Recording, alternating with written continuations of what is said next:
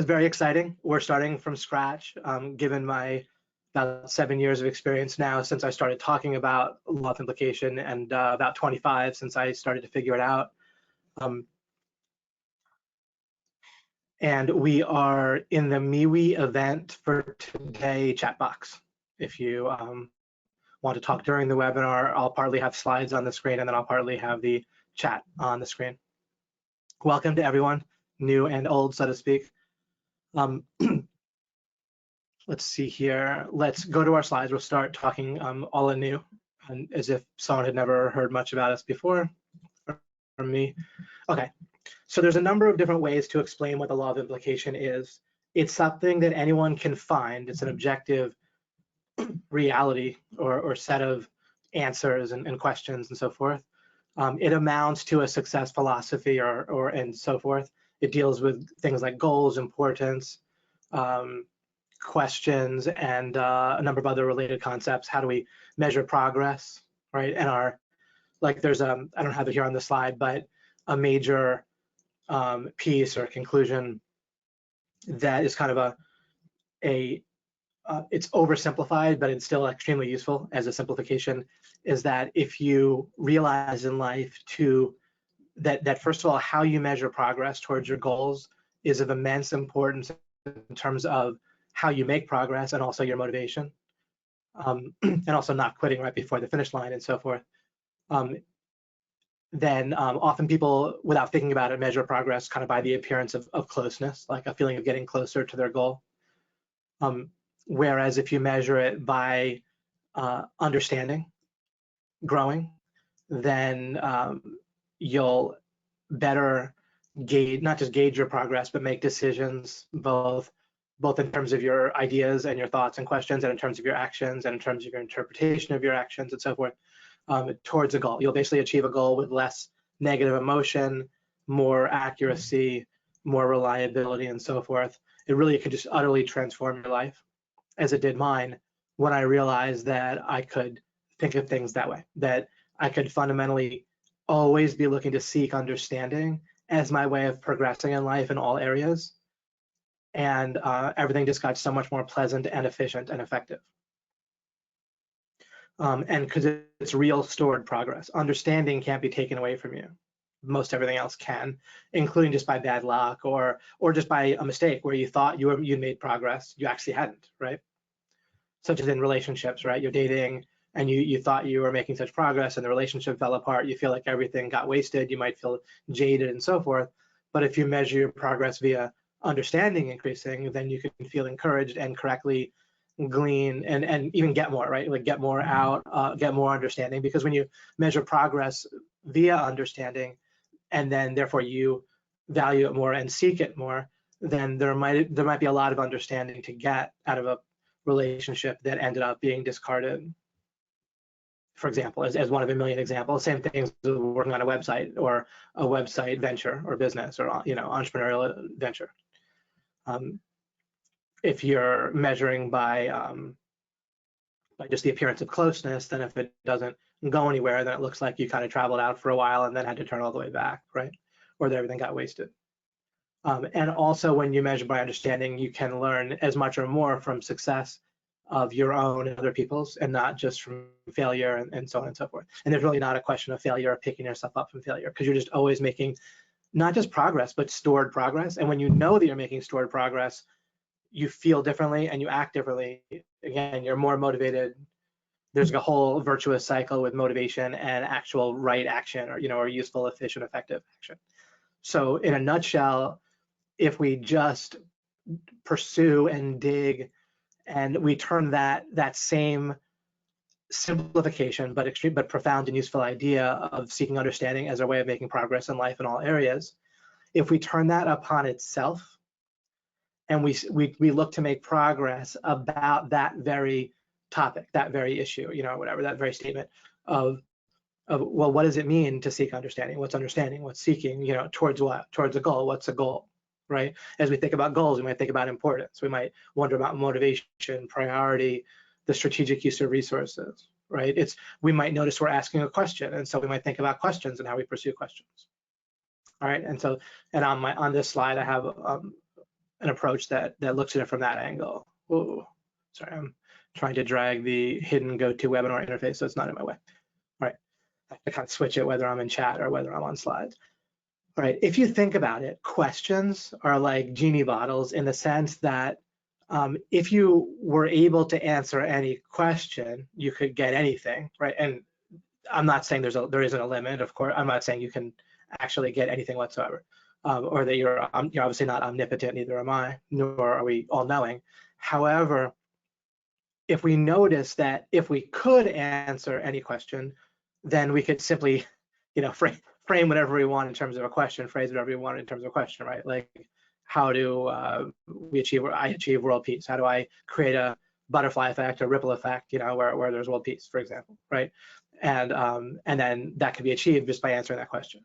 In terms of business, there's a particular question that if it's like a three-part or whatever, three-aspect question, that if you answer it, you'll essentially become a multimillionaire, which is, how do I have a product traffic source, like a way that people are interested, people that kind of take a quick glance at the beginning of my funnel for a product, my sales funnel for the product. So traffic, product, and then a sales process, right? Conversion. So if you answer the question, the three-part question of an integrated system that has a product, a traffic, people that might be interested in it or interested in something related to it, that can funnel people through a process where they decide to buy, right, which is a sales process. So traffic, sales, and product, or product, conversions, traffic, however, those are three things, right? Sales and conversion are the same thing, or basically in marketing.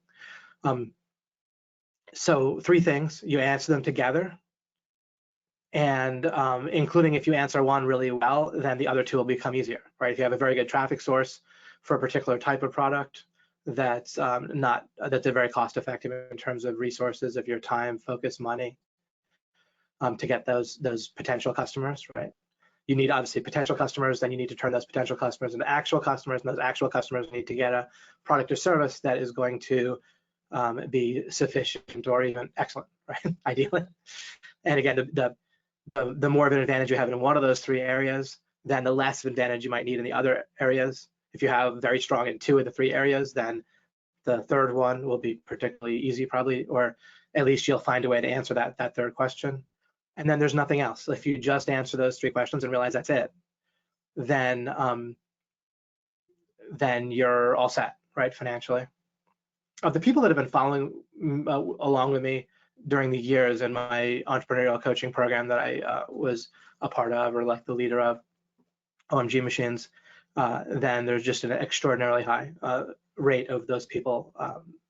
It's somewhere between 90 and 100% of those people are doing well, making money entrepreneurially. So there's good overlap there.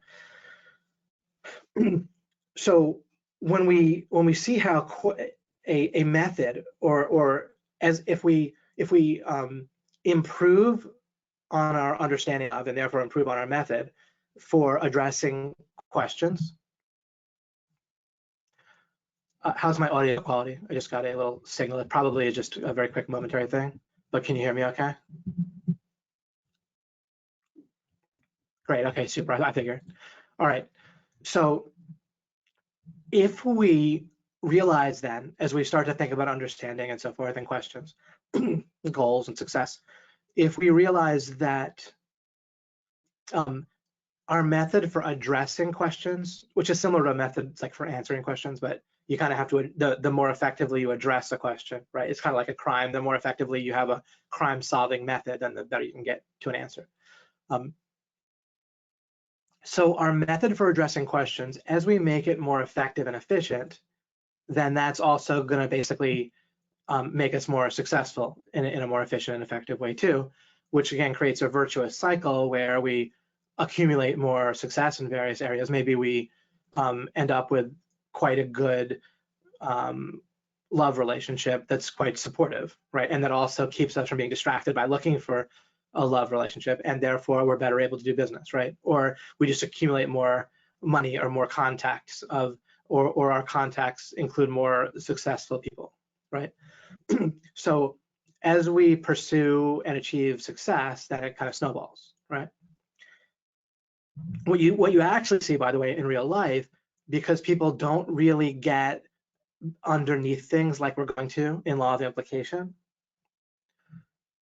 that you'll see people being successful in one area and not very successful in one or more other areas in life. And in areas that are kind of important to them, I don't just mean that they're not good at like water polo, right? But that in areas that by their own actions and desires really do matter to them, they're not so successful. To put it simplest, in a kind of a simple way, like very often people are successful with money or with their kind of personal relationships, and then in many cases they won't be successful with both. And then there's plenty of people that are successful with both, but then they might run into an issue somewhere else, whatever. I'm not trying to be critical of people or sound superior in the least, but we can also understand why it is that people can be so clever, like over time. I'm not going to go deep into this issue I'm saying right now, but we can. Part of our theory of success and theory of mind, even understanding how we think, how other people think, which is going to further relate to sales conversion, right? All these things will interrelate and again create a virtuous cycle in our lives. But as we understand success and everything we're talking about here, we'll also come to understand how people can genuinely be very clever in certain areas of life. They might even be very good at certain strategy games, right? There's video game streamers that are really clever at relatively difficult or in-depth strategy games or other types of games. But then they might not have much money, they might not have the relationship with their dreams or whatever, right?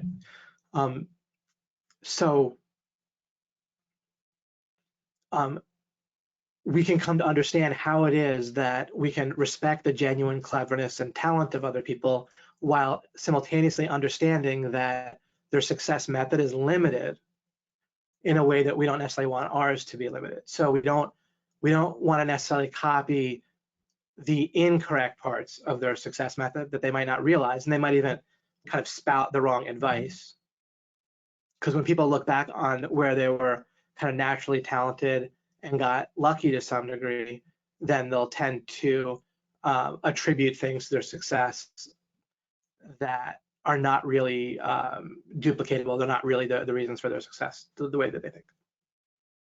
So we're going to want to understand where success really comes from. And again, it's one kind of simplification, but very, very powerful and profound. Nonetheless, is that measuring it by understanding rather than by other things. And our success method, in a nutshell, is going to involve seeking understanding about answering questions, about how we think. And then we're going to come to the realization that as we do that, well, then how do I know if something's correct? When I come to an answer, and even the answer of how to pursue answers, right? How do I pursue a question? How do I address a question? The process leading up to the answer. That in and of itself is an answer, right? If I say, here's the answer of how to do stuff on the way to getting an answer, it's kind of like a formula, right? A formula is the answer to the question of what's the formula, right? So a math question might have a numerical answer, but then before someone does a numerical answer, the teacher or whatever, they themselves might say, well, what's the formula to get to the answer? The question, what's the formula, has an answer, which is the formula. And then how do we know that the formula is correct? How do we know then, separately, how do we know when a final answer is correct? Both of those questions, how do I know if the formula is correct? How do I know if the method's correct? How do I know if the answers are correct to my question? How do I know if I'm pursuing progress effectively or efficiently? That in and of itself, if we dig beneath that, we come, and everyone always around the world, if they had the right method of addressing questions already, they would all come to the same question. They'd all dig to the same bedrock. And I could just, play strategy games and hang out with my family and friends and so forth, right? But they don't. And as far as I've seen, I'm the only one that has. And then a lot of people have come to that point through us talking, together in these webinars and discussion and so forth. I only say that so that you have a glimmer that there might be something unique here, and that you don't confuse what I'm saying with somebody else. But if someone else has come to this, great, all power to them, and they'll be basically saying the exact same thing as me. They might phrase it differently. They might, by the way, phrase it much more convincingly than I do, right? And then more clearly, or be better at teaching it. That would be terrific. There's plenty of people out there that are much better teachers than me, that are much better salesmen than me, right? I've practiced both. I'm not saying I'm pathetic at both or not, but great. But the good news is that they'll be saying the same thing, not something different. And they'll be saying something very much the same. Sometimes people start to think that I'm saying the same thing. Of course, there's going to be overlap, right? The correct answers to the question of success and how to address questions and goals and so forth, how to be smart in relationships, how to be smart regarding money, the right political answers or even religious answers. People are going to stumble upon those, right? Regardless of whether they did it through the right method or not. So there's going to be overlap with what I say and all sorts of other philosophies and teachers and success gurus and whatever, right? So, but just because there's overlap doesn't mean that we're talking about the same thing.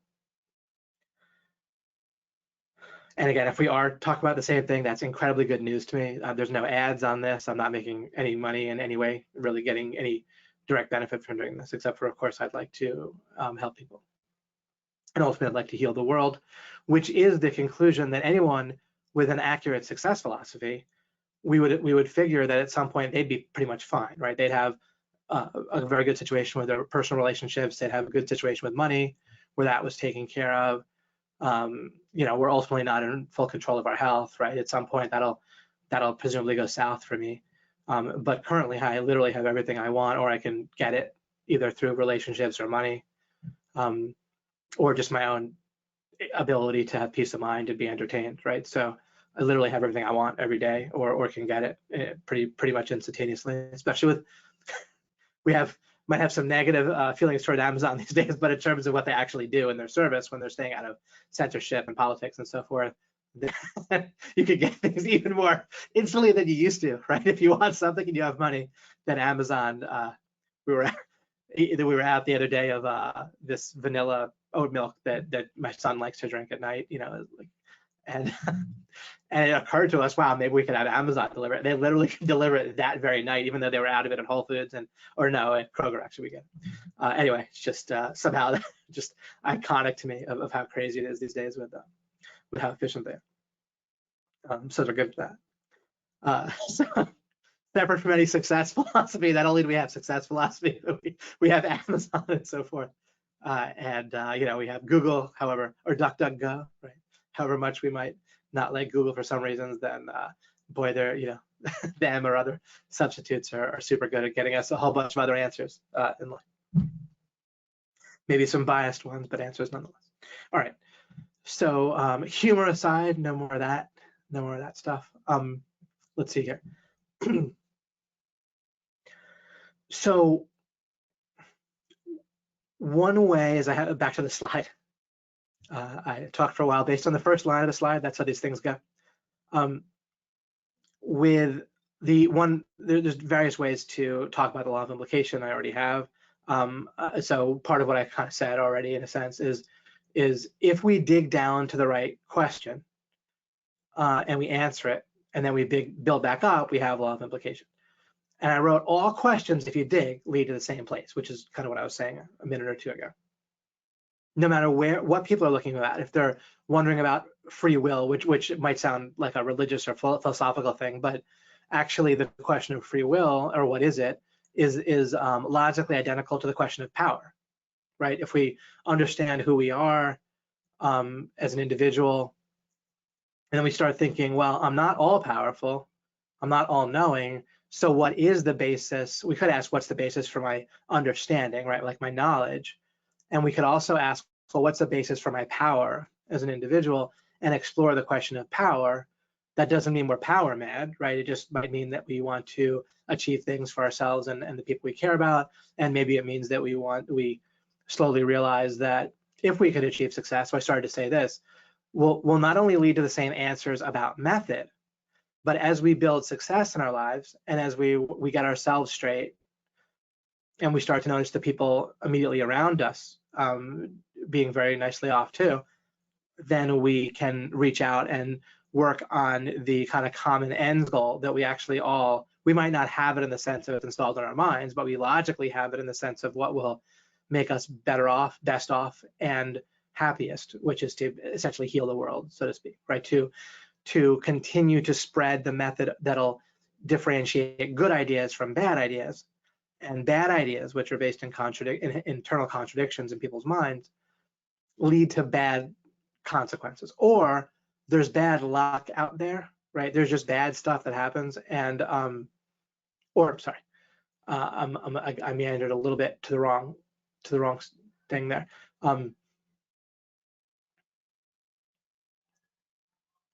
By default, bad stuff will happen, but we can improve things through good ideas, and we could dissolve bad ideas, which will at times spew out bad consequences for us through the right type of thinking and accurate thinking. So the more we dissolve bad ideas, the more we can heal the world, and then the more we might even the ultimate correct answers will end up with a little more than that. It's actually possible to prove that God exists, believe it or not, and I'll go over that. And God's great. God's an awesome guy. The truth about God is very nice and encouraging, and there's a way that we can come to understand that this world really wouldn't be like the end all be all, right? Trying to make this world perfect isn't necessarily feasible. It's not necessarily what it's designed for. And so the more we can kind of get our ideas right, the more we can kind of get things to an even better place in some way, shape, or form. I don't know exactly how everything works, but there's certain general things we can kind of come to understand. Anyway, but in some sense heal this world, or get the world to a place where it's healed in some kind of way where God intervenes at some point in a way that was kind of always planned by God or whatever. I don't want to get too much ahead of ourselves, but at the same time, some sort of sense of that. And again, we can boil it down to something kind of simple and clearly good and helpful, which is the more we can dissolve ideas that are actually bad, not just that we call bad because we don't like something for some reason, but that are genuinely incorrect because they involve internal contradictions. The more we can dissolve those, then the better off we all are, right? And so we just want to at least keep doing that, and then we'll see where that leads, right? So that's kind of simple and correct. But that's what someone who really has their success philosophy down is going to get to. There's a point where you have enough money. I don't mean morally. I just mean just in practically speaking, you're going to reach diminishing returns of money at some point where you're going to want to, help heal things more overall. It's just going to be more effective and efficient for making a person happier at some point than overly focusing on money. Now, it may be for many people that they get involved with something that is really useful to keep going in life that also ends up making them money. And I'm not in any way down on money, making money, doing business in an ongoing way, and so forth. But just basically kind of everything I said is kind of works together and is kind of correct there. But so again, I'm not criticizing. There could be people that we're very happy for them to keep doing business or leading a business that provides a service or product that's great, right? Just keep having. So I'm not saying that someone shouldn't do that. All right. It's more like if there's a question of whether it interferes. Like for me, I'm better off, as far as I can tell, not at this point in my life worrying over much about making money or at all about money or making it, and just focusing on explaining and sharing this, right? It just depends on the situation someone finds themselves in. Okay. So what's that same place? The same place that you would end up with, I started talking about, like as an example, power. If someone, on the other hand, is interested in love and love relationships, and how do those work? Either to help teach other people, figure out how to get one for themselves, how to make one better, right? A lot of us are in love relationships, but we feel like maybe we're missing something. Maybe if we figured out something a little bit more or understood it better, our relationship could be better. Or if we could just adjust the other person a little bit, maybe that would be the answer. But one way or the other, if someone pursued that idea of how do I have a particularly nice love relationship, how do I acquire one and or maintain or whatever it involves to have it and keep it. Money, same thim. If how do I make money? Another would be how do I have peace of mind? And then there's if someone wanted to figure out the right answers regarding government, politics, that sort of thing, they would also arrive at the same fundamental question. Same thing with religious questions. And the fundamental question, I've already named it, which is what's the most effective and efficient method for pursuing or addressing a question, which is related with the question of what's the most effective way of pursuing goals, right? And then when I answer a question, including about the formula for pursuing questions, how do I know that that's correct? So basically, how do I identify and build correct ideas, correct knowledge? It's very important that we actually answer that question. And so a big reason why law of implication exists isn't just that I have the question of what's true, like Socrates, who didn't really answer it. He pursued that question and pursued it kind of well in a certain sense, but didn't actually finish the job. And then I don't know of anyone since who has. I need to mention Jesus at this point, just because I kind of would implicitly include him in that, just by saying that. And Jesus, let's put aside one way or the other. I do think that Jesus understood the answers to things, but Jesus was here for a different purpose, as far as I can tell. And so I'm not including Jesus one way or another when I say that. Okay. So we want to have an actual answer to the question, and then there's a major bottleneck as we start pursuing understanding, as people pursue goals, as people just live their lives and try to achieve anything. There's a predictable problem that pretty much always ensnares people, and it's local peak theory, which I put on the description of this webinar. And I'll get to that on the next slide. But let me just make sure I've completed my thoughts on this. So again, we're going to actually answer the question of how we know what's true. It's the question of epistemology. That's critical. And then we're going to build back up from there. In my kind of pre-introductory webinar I did last week, I was talking to people sort of half on purpose, but half by accident. If I could, I'd go back and kind of switch the order of things in a sense, or just have that be framed differently. But once you have the right answers to the fundamental question of how do we know what's true, then you can build up certain truths, and then you're in an entirely different paradigm. You see, everything about the world as we know it in practice, like culture and how everything is and how people think and interact and communicate, it's all built on a foundation of sand, so to speak. It's all built, without people ever realizing it, on not addressing the question of how do we know what's true, and like this subconscious defense against realizing that. In one series I did, I called that like the defense against the defense. The idea is that when you're very little, you're born, right? And you have an inherent kind of instinctive way of exploring the world, which is based on kind of rudimentary associative thinking. Associative thinking is not bad, it's very, very necessary and useful. But you're kind of limited to that when you're very young and you're exploring the world and you want some basic things, right? Like survival and whatever. And then things related to it, like to, like certain comfort and to have a feeling of like there's a caregiver there and whatever. And to not, piss off that caregiver too much once you're, as you start to become a little bit more aware and so. But you explore the world, you look around and try to see what your mind does is look and see what's associated with the things you want, right? And it starts with a few things to get you started, right?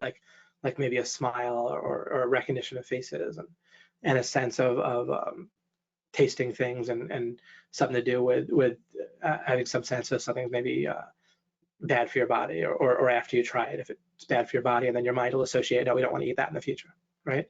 So you're kind of doing like a rudimentary scientific method of exploration, that association, then you form kind of theories about the world, like okay, if I step on the floor, it's solid, it'll hold me up, right?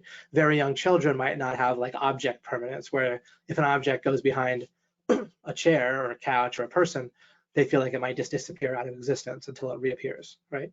Then at some point, then they understand that that object is actually still there maybe, and then it'll come back out from behind the person's back. And it's all kind of interesting to a child, right?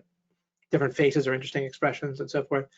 So they learn to associate different expressions, different sounds, different smells, right? And again, like even just stuff that we take for granted, but like, okay, this floor will hold me up. That's a theory about reality. It's like a hypothesis, right? And then as long as that expectation keeps being met, it gets hardened, right? Where we just start to take for granted that floors hold us up. It's like the theory's been tested a lot.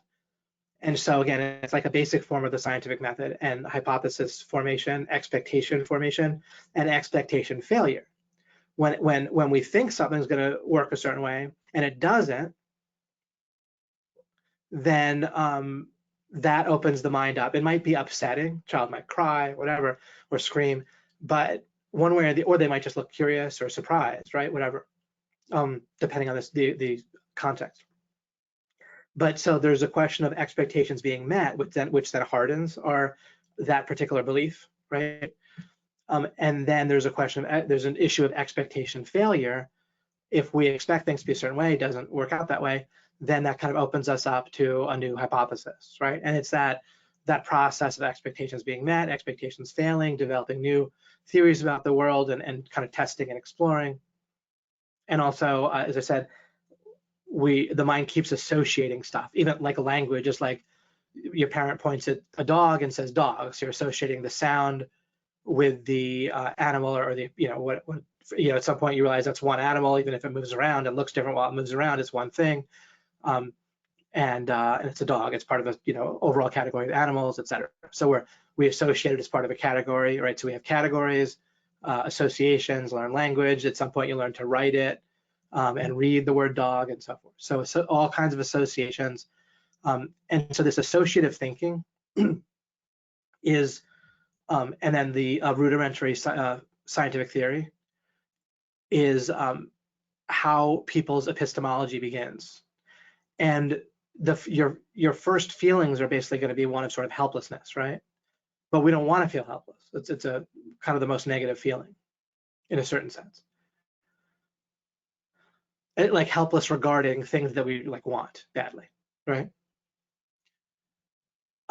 What's interesting is, so we start with this way of gaining knowledge about the world and never actually develop from scratch and build one that is maybe better and more accurate than what we're born with and what we use when we're one.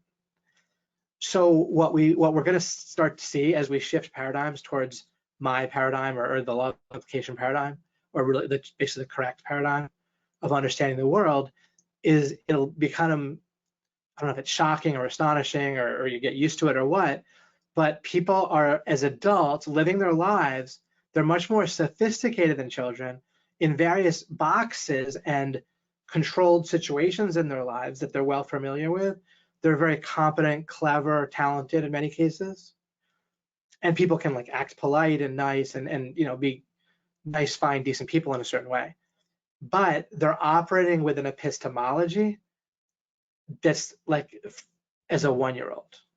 So their ability to get beneath ideas, and this is why, one of the reasons why politics is interesting for me is because what politics really fundamentally deals with is, what are the rules about being violent, including like self-defense, violence, and keeping our property, having other people impinge upon or not our property, and that sort of thing is kind of at the root of the question of politics. That's why it gets emotional.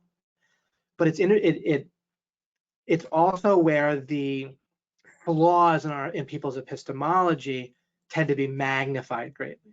And so a person who otherwise looks like a reasonable person, when politics start coming into play,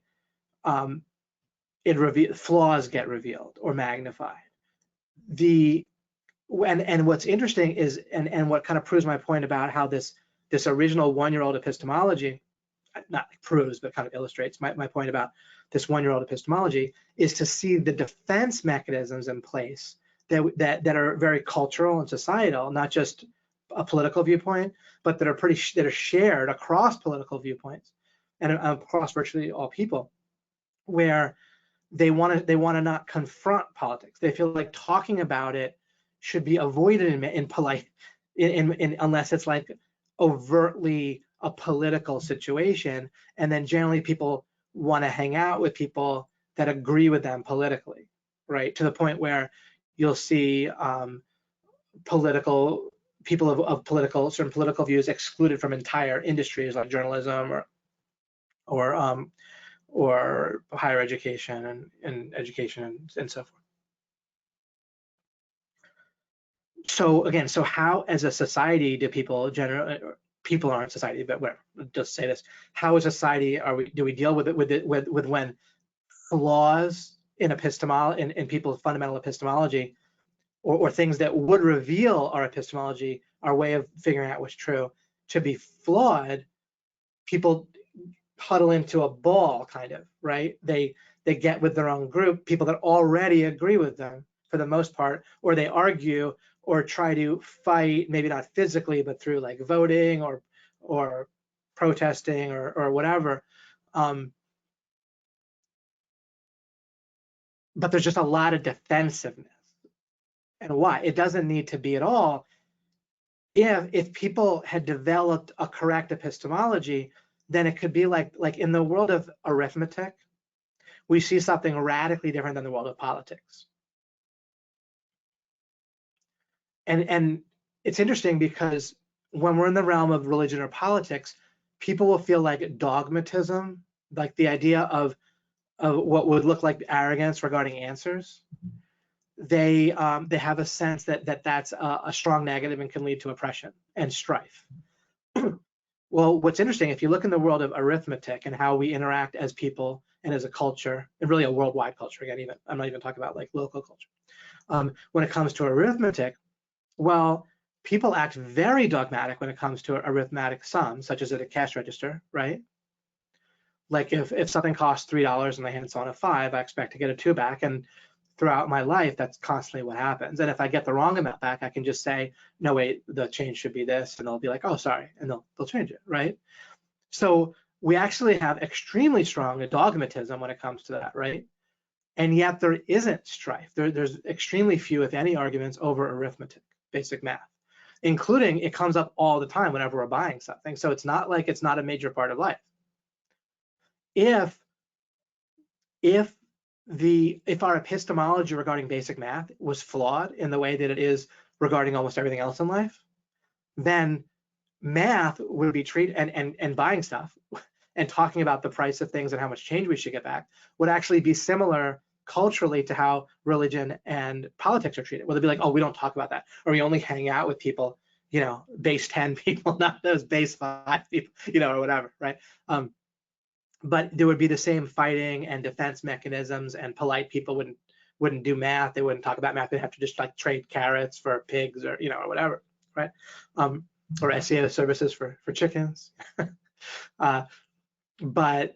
But that's how it would be. But that's how it actually is, and doesn't need to be. When it comes to politics and religion, believe it or not, the answers are just as knowable. Basic ones that don't lead to any oppression. They wouldn't lead to anyone being hurt. Right? The correct answers are just fine. They're not scary. They're very nice and encouraging. I have the radical political view that that individuals can, in fact, morally own some property, as opposed to not ever being able to own property. I won't get into that, but that's my radical view.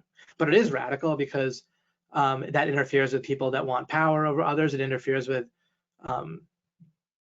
people want to send a rocket to the moon, and while that's hard to do unless we, make a lot of people pay, separate their, from their property, and we take it and we put it into putting stuff in. Okay, so the answers aren't scary, but those topics, religion and politics, can actually be like basic math, including all kinds of stuff we might not know the answer, but we realize it's a gray area, and so it's okay, and we don't have to fight over them. There's all kinds of stuff in life you can't know the answer to. Most everything about, or really just most or all of everything about like kind of exact details about history or certain physical events and the external world, we don't know 100% certain. What we can do is understand a whole bunch that's correct, and then make a reasonable judgment about what happened or what to do based on what we think or believe might have happened. But when it comes to what we can know, it's often it's going to be a different kind of category of things than what people might think. It's not like who assassinated Kennedy is like what we might know or whatever.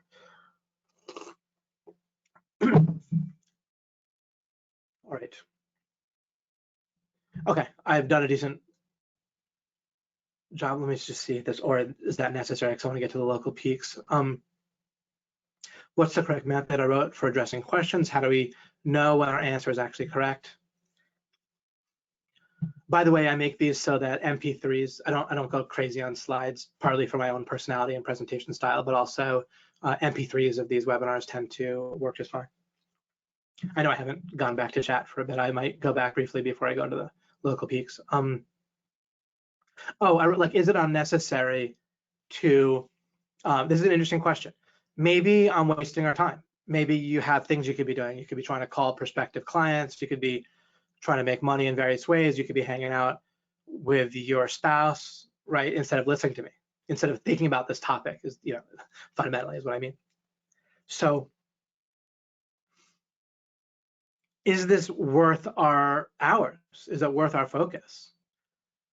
Well, if people could pursue questions and answer them and recognize correct answers and recognize things that we can't know the answer to, and stop fighting over it or violating other people. Well, like we can know we shouldn't violate other people's property, and then we might not know certain things that might tempt us to violate other people's property, and so then we have the overall fundamental thing we know about not violating somebody else.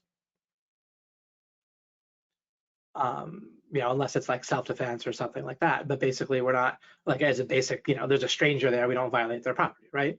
And then there's like a gray area where we're not sure about something, then it doesn't matter, right? The gray area can't overcome or contradict what we know for sure, right? So whatever the answer is regarding politics, there's certain things we might not be sure exactly what to do, right? Like, let's say someone has property stolen and they have a pretty good idea what to do, who did it, how do they pursue that, right? That's difficult, but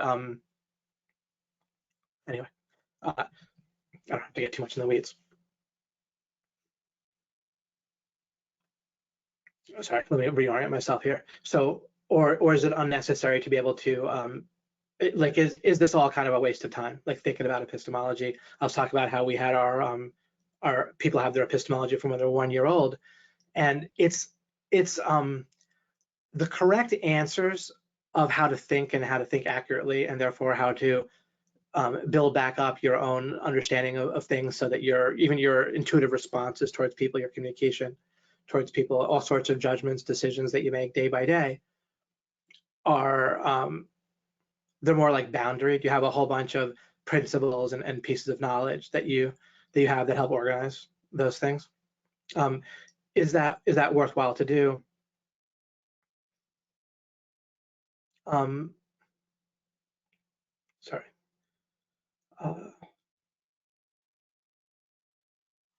As I do this, let me just switch over to chat. Fletch said, is it unnecessary? That question was one that I was lucky enough to have answered by making huge mistakes about the goals I was going after and believing they were the correct goals to go after before finding this training. I was sort of lucky enough to know I shouldn't rely on luck luck, and which is kind of, right, because it is relying on luck, right? If you don't, I know what I was saying. I was saying that what's complicated about law of implication and these webinars and so forth is digging through and clearing out the existing wrong answers, the existing confusion. It's like people come to me, so to speak, already very confused with what they've built is a whole edifice of beliefs about the world, including when you're day by day, minute by minute, when you're responding and communicating with other people, those responses and communications, which determine a lot of the feedback in your life, right, and the consequences in your life, and also deciding what you yourself to do, right? So deciding your own actions and your responses to others determines like everything about your relationships, the money you have, how happy you are, the goods, whatever, right? It's huge. Minute by minute, those responses and actions all come from your existing whole belief system, which is large and complex, and it's based on associative thinking. It's based on like the rudimentary scientific method and associative thinking. That edifice, that whole tree or complicated bush of beliefs that you have in your mind, that came essentially from the environment. So what's there for a particular person is, as you understand it better and better, essentially luck. Yes, you might have used your free will to work on certain things. You might have organized and cleared out within certain conceptual boxes, but until we get outside of all of our boxes to bedrock, so to speak, another way I put this is it's somehow stuck in my mind. There's something Tony Robbins said years ago, over 20 years ago. I was in my low 20s, and he said, do you want to live an extraordinary life? Learn to think for yourself, including about what I say. And then separately, that was about the time Stephen Covey wrote his 7 Habits of Highly Effective People, and he talked about perspectives and lenses and how we want to think about maybe the perspectives that we look at the world through. But it occurred to me around that time that, and there was other things I was interested in and thinking about that were related from different topics and parts of life. And I kind of had this perfect storm of luck and talent and so forth, starting in my kind of low to mid 20s that started to get me on the right track. But I thought, wait a second. So if we need to think about our perspectives, we need some way to get to think without any perspective in order to do that. Now, coming back to the present and me just talking directly to you, because I was talking kind of what I was saying to myself there for a moment back in the past. You will nearly all of the time in life, even after you're a law of implication master, so to speak. I'm being kind of tongue-in-cheek there, but you kind of get what I mean. No matter how enlightened you are, again, being a little tongue-in-cheek, a little serious, nearly all of your thinking will be done using perspectives. But what you need to do, be able to do, is sometimes work in a focused, kind of targeted way, be able to think without perspectives in order to work on your perspectives themselves, or lenses, or conceptual lenses. Another way to think about it is you're going to spend most of your life correctly, no matter how awesome and enlightened you are and how correct your ideas are that you've built up. You're going to spend most of your life working within boxes, conceptual boxes. All right. When you're working on a business project, you're not fundamentally thinking about the deepest thoughts in life. You could be playing a strategy game on the computer, right? You could be taking a walk with your wife, right? And talking about something.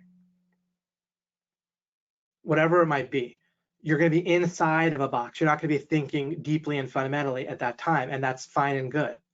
But those boxes that you're in, you could have designed yourself, or perfected yourself, or tweaked, or whatever, or paradigm shifted, whatever it might be. And again, that's what we'll do together, and you'll do yourself, right? None of this is I impose any ideas on you. Again, everyone would come to the same place as I came to. It's just there's certain correct answers. Again, just like basic math, right? Anybody independently of learning basic math who thinks about it will arrive at the same idea of how you do sums, right? 2 + 3 will equal 5, and the general methods of arithmetic, how you do products and multiplication, will be the same for anyone that works at it. Same thing with law of implication and thinking overall in general outside of just basic math. So anyway, I think that sums up about the perspectives. We want to learn to think without a perspectives that we'll do sometimes. It takes kind of concentrated thought. And we use that to design, perfect, build perspectives, lens, boxes, conceptual boxes, and boxes within boxes, right? Once you build a nice lens and box, you can now stand on that. And that's essentially foundational, right? If you build a good first floor, then you can build a good second floor, and then you can be standing on the third floor, or you can be standing on top of the second floor that you built well and building the third floor. And that second floor is effectively foundational. It's effectively fine to stand on because you've been careful with it. If you and also you can reasonably believe, that is, act on the idea that the second floor is perfect until and unless there's some red flag or symptom or signal that maybe it isn't. And then you can go and examine it. But outside of that, you don't necessarily need to because you've built it well, right? And it's going to serve you well, as opposed to relying on luck.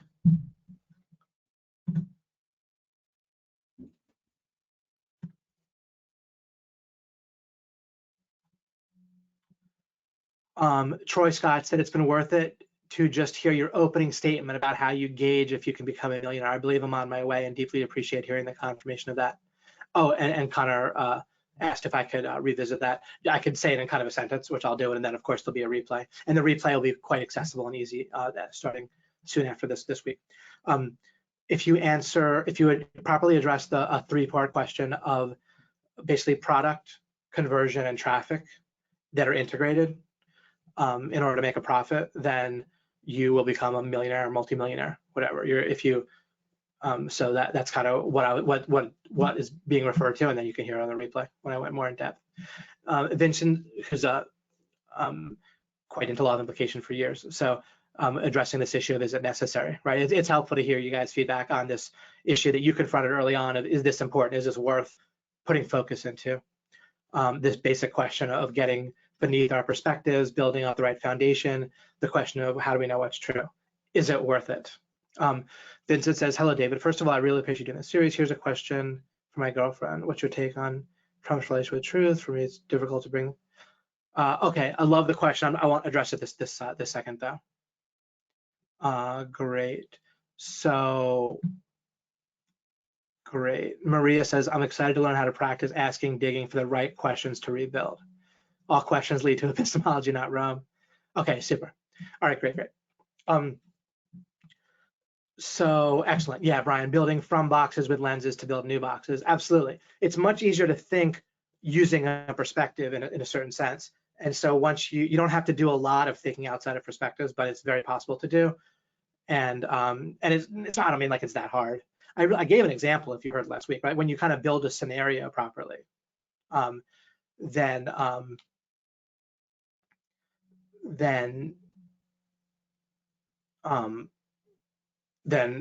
that's an example of basically thinking about perspectives for the most part. But I'll get more in depth in the probably in future webinars.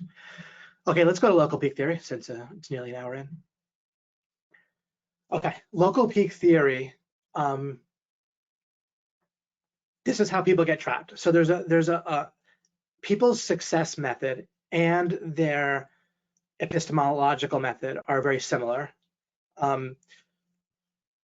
They contain a critical flaw in the sense that they ignore local peak theory, which will then trap them essentially 100% of the time. Sometimes people get lucky and get trapped on the proper peak, and then it looks like it worked, basically. Or they just need to exceed. The other thing that happens constantly is people succeed because they only need to get over a threshold. They only need to get a certain distance, and so you'll see how it all works as I explain this. So the incorrect but universal theory, philosophy of success is like this. It's expressed, well, I won't name any names, but a well-known success guru put it this way. He said it's like like an airplane, like where you figure out your goal and then you start going to the destination and then you keep making adjustments until you get there. All right. And that's in essence what it is, right? Like you want to figure out your goal and then focus and persevere until you hit your goal and be willing to make adjustments along the way. Learn from failure, pick yourself up, etc. Right? Maybe they might say think for yourself, because if you think for yourself, then you don't just copy other people or believe what other people say. Maybe they're just trying to market to you. Maybe they're wrong, right? Maybe they're trying to propagandize, whatever. Maybe they want something for you, and so forth.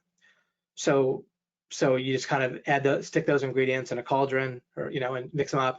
Think of yourself in a certain way, using that to kind of direct yourself a bit, make adjustments, pick up yourself from failure, focus, know what your goal is, keep going.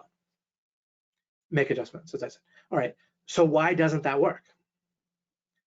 And here's why. And this is wherever you are stuck in life, this will help you explain, help you see why. I'll explain this in a few different ways, including an inverted way. So I'm going to give a few illustrations or ways of looking at it that are all similar. Let's start with this. Let's just say we programmed a robot to climb. We're on there's like a mountain range, or a simulated mountain range, whatever, with different peaks and valleys and of different sizes, different depths and altitudes. And we want to make a robot that's going to climb to the highest peak in that range. We're going to run into an issue. So what we might do to program the robot is program it and say, take a step, and we'll have like an altitude sensor in the robot. And if the step takes you higher than you were before after taking that step, then keep going. If it takes you lower, then turn randomly, turn 90 degrees, whatever, right? But some form of turning. I don't think it matters how many degrees you turn, as long as it's not 360 degrees every time, which would not be turning. So let's suppose we program the robot that way. What will the robot do? Where will it climb to? Let's go to the chat box. Mihai says, what makes you think you're not in a box right now? What if all this question and answer methodology is limited to a box? I'll absolutely get to that, for goodness sakes. Absolutely, that's critical.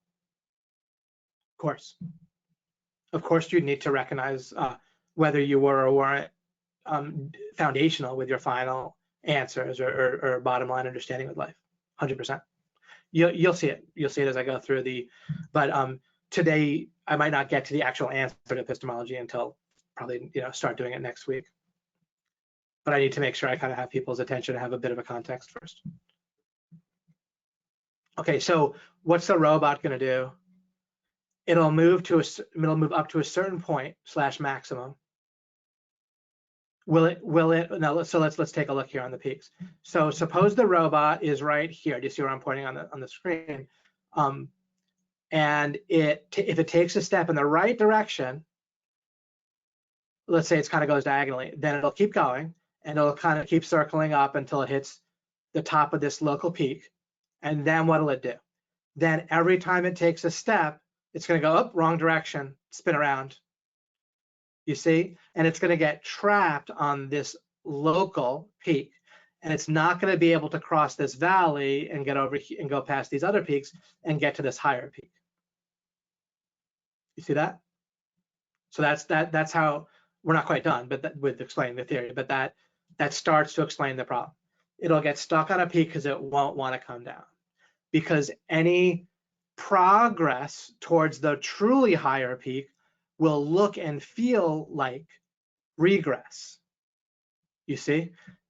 That's how people get stuck, is they get to a local peak in life, they get in a relationship, and either leaving the relationship will feel like a major regress, or sometimes realistically, in order to deal with a critical flaw that's going on in a relationship,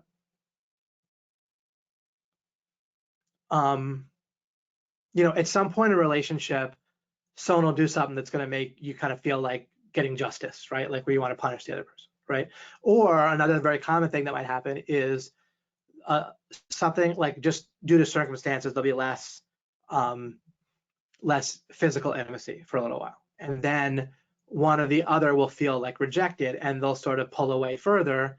The other person will start feeling rejected, and it'll kind of lead to a negative spiral, right? And then they'll develop kind of these defense mechanisms against that, and they might not even break up. They might stay married forever, and they'll still have intimacy, but it'll reach a point where it's much lower, or they'll start kind of snapping each other a little bit, or just talking to each other in a way that's not like tender and romantic and nice just in their day-to-day life, and then that'll kind of become the norm, and that might lead to some other things, and there's just these decays and degradations that can happen. To get through those things, you might have to go through a local valley of confronting the other person and yourself. Or the person might have to confront their own ideas, right? A huge way that this local peak plays out is with people's ideas of anything, is once an idea feels like it's our belief, a core belief, or this belief is important to me, then it feels like attacking ourselves, which feels very much like negative progress, to really question that belief.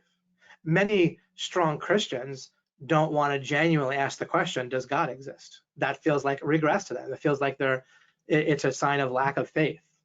But the only way you can know that God exists, which is a very powerful thing to know for a number of reasons, and it's different to know something than to just suppose it or think that it might be true and be scared to look at the question. But they're scared to look at open the question up genuinely, which is the only way you can get a genuine answer. And same thing might apply to relationships, is you might have to genuinely address the question of whether you should break up or even get divorced in order to not do that, in order to work through something. That may or may not be appropriate in this situation, but or you just might have to confront yourself. You might have to flaws in yourself. You might have to confront another person to communicate with them and let them know how you're feeling, and then they let themselves know how they're feeling. And there might be some negative stuff, seemingly negative stuff involved, but it might be necessary on the road to figuring things out. As a practical matter, I haven't managed to. I have an extremely good relationship with my wife of 16 years, and I'm crazy about her. There's been times when I've had to initiate discussions that if I was all knowing and all wise, I could have framed it with just the right tone, just the right language, and continued with just the right words and tone, and had it be very pleasant interaction to try and work through some things that have come up over the years, right? But I wasn't knowledgeable, talented enough to do that all the time, and yet we've broken through and worked through things. Currently, I don't know of anything that we have to work through, but we've had to work through a few difficult things, right? When you have a child, for example, it's a major shakeup, right? And a lot of things you might have previously taken for granted are kind of different. And so, but in practice, being willing to go through what might seem like a valley, and just for even for a few minutes, right, or an hour or two. I don't mean like we spent weeks fighting about anything. We never really fought in particular, but depending on how you define it or whatever. But sometimes we'd bring things up and discuss something, and it would just feel like the wrong tone, or feel disrespectful, or feel like we're blaming the other person or whatever. And so, but better if you don't know of any other way, maybe think about it. But if you can't think of anything, then better to go through what seems like a valley and get to a higher peak, and we have, in fact, right? But being aware of local peak theory, which I haven't finished explaining, but this is all just part of kind of explaining it.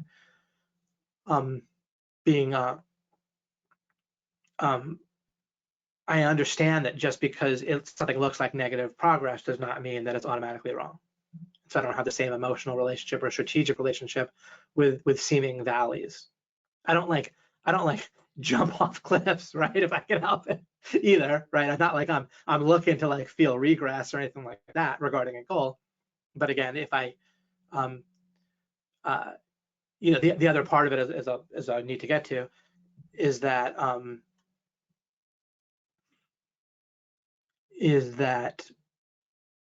sorry, looking at chat.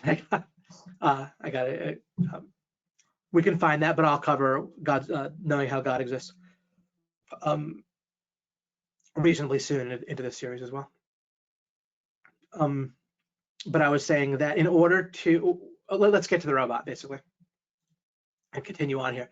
So if the robot is stuck on a local peak, it's actually not as easy at all as it might seem to try to figure out, is there even a way to program the robot to make sure it gets to the highest peak without programming in what the highest peak is? Like without foreknowledge of the highest peak, how do we get to the highest peak?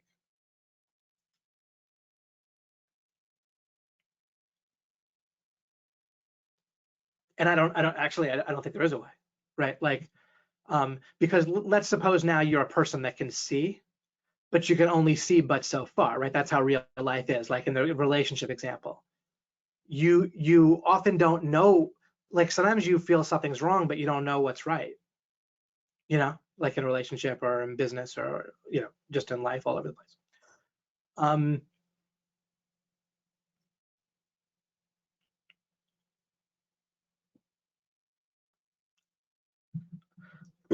Now, what part of the answer to this local peak issue is what we need is some way of knowing whether we haven't crossed the threshold, right? Because we don't necessarily need to get to the highest peak in most everything in life. What we need to do is get across a certain finish line, or it's like a high jump is a better way to picture it. With a high jump, you don't have to jump infinitely high or whatever, right? You only need to get over the high jump bar, right? And so, like regarding money or regarding relationships, and again, anything else, as I say, you only have to do it well enough to get over a threshold, right? Like you don't have to figure everything out. You don't have to have like the highest possible relationship. You just need a relationship that where you've gotten rid of the main issues between you and the other person. In essence, if you each have there's something close to this in other relationships besides romantic, but just sticking with your love relationship for a second. If you only have to get to where there's a major difference in the following sense, that the stuff that's really important to yourself and also to the other person that you're with, like you, for example, you have things that in your love relationship, it's particularly important that you have that are there. And there's also might be some things that are particularly important that the other person doesn't do or have or whatever, right? So there might be some deal breakers. There might be some things that are very important that are there.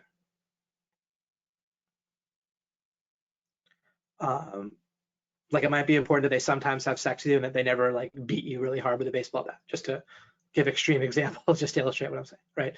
So, and then the other person's similarly going to have some things that are very important to them that are there, positively there. And then there's one or more things that is very important to them that you don't do or have, right? Okay. All you really need in a love relationship is to basically it to be fairly easy for you to maintain the things that are important to them and maintain not doing the things that are important to them that you basically don't do, and vice versa. So that's 4 things that need to be able to be maintained pretty easily. And that's where you need to get to have a great love relationship that's also fairly maintenance free, very kind of low maintenance love relationship. If it's high maintenance to do those things, it gums up the gears too much, and you're going to ultimately just have issues one way or the other. It's just going to be hard to live the rest of your life too, because you're putting so many resources instead of the love relationship supporting you ultimately and kind of giving your life resources in various ways, including like shoring up areas of your life that you don't want to pay attention to and that your significant other is willing to and happy to do. That you can just get so incredibly much benefit out of a good love relationship, where it's just overwhelming the difference between the positive versus whatever cost or whatever there might be. But that's the question. Just like I gave you the question for business, right? Where it's like product, sales, and traffic. You need to answer those 3 questions in an integrated way, where there's profit involved, and then you have the answer. When it comes to a love relationship, and really when it comes to any other relationship, it's the same thing, just on a different playing field or scale or scale, right? Business relationship, things that are important to have, that not have for both you and the person. It could be a client consultant relationship, could be a joint venture relationship, could be whatever kind of business relationship. Even just your relationship with a company that you hardly interact with, right? If you both, if at the level and with part of how you achieve this is you kind of have boundaries around your relationship where you're only trying to accomplish a certain thing with that person. Like it's nice if in a love relationship, you're only needing to have the love relationship work, right? And then they don't need to have the things that might be important to you in a business relationship, right? If you think about it. And sometimes people get that confused. They don't realize that they can just have the stuff that's important to them in a love relationship because they think that there's certain things that are important to them overall, but there might be things that you really want in a business partner that you don't need. in a relationship, love relationship partner. All right. So I was saying with local peak theory that you often just need to get over a threshold, and I was sort of illustrating that with the example of love relationships, where you don't need to have the best love relationship that's ever been or beat other people, right, or be on the highest peak. What you need to be is on a peak that can get you, if I were to draw a line, right, like let me just actually do that here. It'll be not necessarily a perfect line, but now if, for the sake of argument, the line was here, that over this line, we're just kind of being conceptual here for a moment, but if over this line, the stuff that you had and didn't have that was important for both of you was well exceeding, like comfortably exceeding the cost to maintain the relationship, right? Then including, it might be really important to you that you feel physically attracted to that person, right? Absolutely, in a love relationship. So any of those things, whatever's very important to be there and not be there for both of you in total. So if you get over the line on this peak with this partner, for example, then you're great. You're happy for rest of your life, so to speak, in that department. As long as you guys are alive and whatever that, but you get what I mean. So these two peaks are both functionally identical, right, in a certain sense, because they both get you over the threshold, and if you're over the threshold, you're fine, right? Or with money, let's say doing this business venture, you end up with whatever, $3 million, $5 million, whatever amount is going to get you set for life if you understand how to use annuities properly and so on and so forth, right? And your spending is understand to have a sense of spending proportionality and so forth.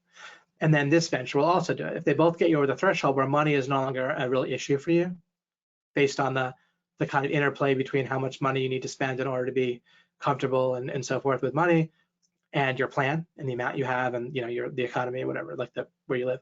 So once again, however, if the line was here above this peak, then you'd have to be on this peak, right? But you wouldn't have to look for some other peak. If there was an even higher peak off screen, you wouldn't have to worry about it. On the other hand, if the line is over here, up here, right, then we would need to look at, even outside what we saw here, somehow, to exceed what we need. So what you need, whenever this local peak situation is going to come up, and it actually just comes up everywhere in life, it's the thresholds. You want to understand thresholds combined with local peaks.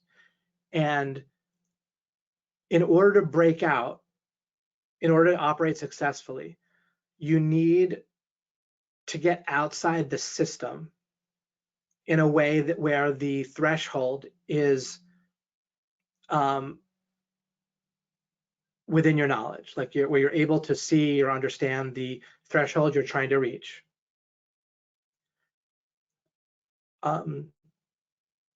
So with the robot, it would have to be programmed with not only an altitude sensor, but with the altitude it needed to reach. And if it got stuck for a certain amount of time, then it would need to kind of randomly run in a certain direction quite far, let's say, right, for example. And then it would run its normal algorithm, which would get it to the top of whatever local peak it was on. And then it would have to access its database, whatever it was programmed in for, are we above the required threshold, the required altitude? If it was, great, check, you're done. If it's not, then it would kind of pick a random direction and run quite far in that same direction, right? The idea is to get some randomly different peak, right? Now, of course, you could speed things up. The more it could look around and see if a certain potential peak that you're like kind of at the bottom or partway up is going to get you over the threshold, right? And in real life, the more you understand, like we talked about in the beginning, the more understanding you have specifically about the threshold you have to reach, and whether the vehicle you're on or the adventure you're on with money, let's say, or the relationship you're in can get you there.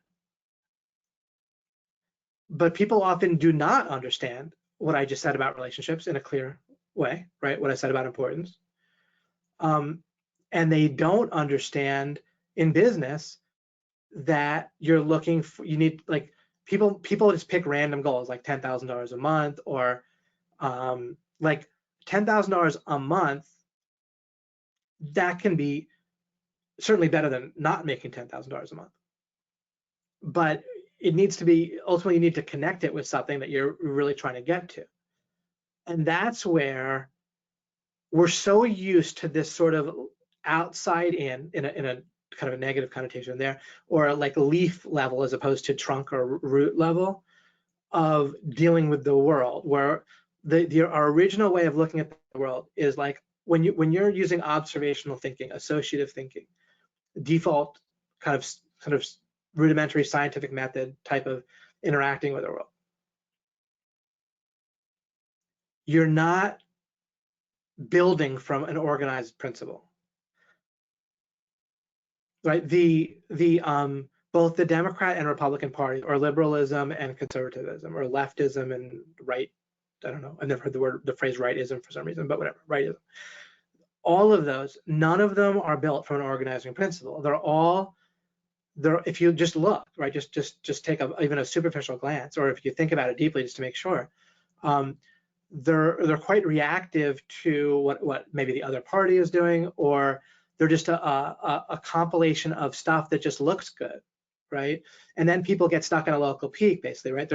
In practice with politics, what happens is either a particular person or a particular one issue will be very important to somebody. Again, either a person or an issue, or possibly a small group or a group, whatever that they're in. And that will draw them, start getting them on to a certain peak, and then confirmation bias, local peak, getting stuck in a local peak does the rest, and they end up with a whole bunch of like unrelated issues that they all agree with, right? That's obvious. And one kind of random interesting example of it would be I'm not getting into the truth of this at all. What I'm going to say isn't controversial. But what's true is that, I mean, kind of true in terms of, not logically true, but just, I don't think anyone would disagree. If they've polled Republicans and Democrats, right? And relative to what they think about whether there was election fraud in 2020. Republicans overwhelmingly think there was, somewhere in the 75% range or whatever, depending on the poll. And Democrats overwhelmingly think there wasn't, something in the 90-something% range, maybe 85, I don't know. But anyway, the basic idea is true regarding the polls, unless I'm just radically mistaken about the world or something like that. But I think that's kind of something we would all just decide is, correct and not have to worry about in terms of just the outcome of the poll. Now, what's interesting is whether or not, and by the way, if we polled people whether the election was rigged in some way or unduly affected by about $100,000 and 12 Russians in 2016, then presumably, or it might have actually been done, but we can almost guarantee that it would have been the opposite answer, right? So what that is, though, is that it's a question whether or not there was election with a significant amount of election fraud or rigging or whatever in a particular election or year, is not fundamental to the platform of Democrats or Republicans, right? So if they come to a different conclusion, then it's pretty obviously a matter of confirmation bias. Now, it doesn't mean one of them is not totally right and one of the two sides is not being utterly ridiculous, but at least half the people, if not all of them, have major confirmation bias. And based on what we probably might know about the world, if it just so happened that a particular person who's Republican just happened to be a Democrat, then they would probably be convinced of the opposite, right? Like that about that particular issue, based on if they were kind of otherwise had the same epistemology. So,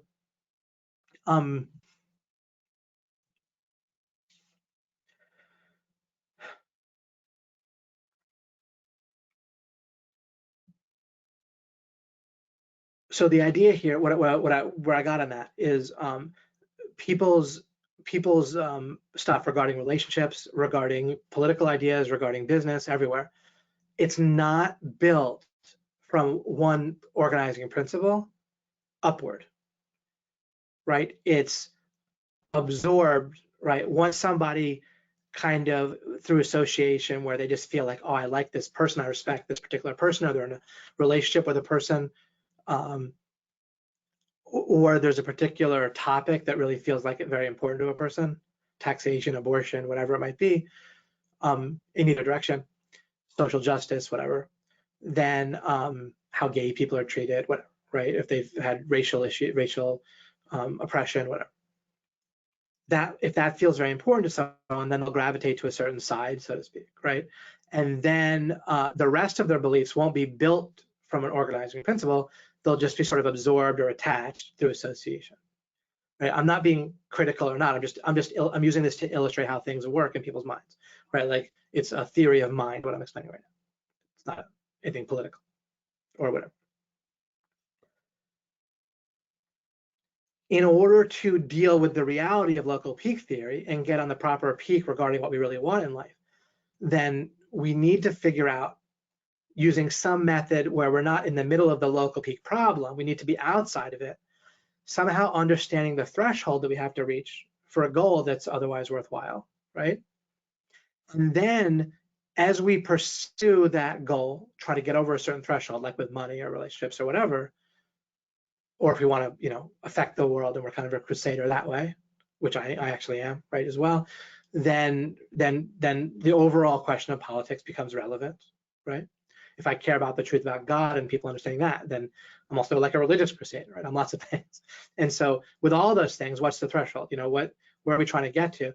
And then what peak do we have to be on that could either definitely get us there or plausibly get us there?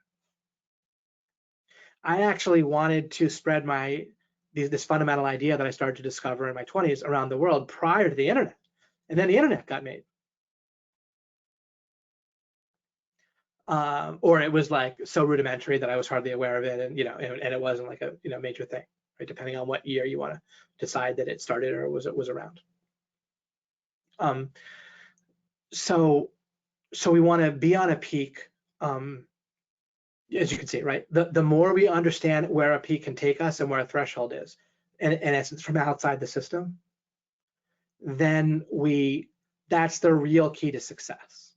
So again, understanding and understanding local peak theory, understanding how we might get stuck in a local peak and what to do about it, and then the what to do about it itself means understanding what's the threshold we have to exceed.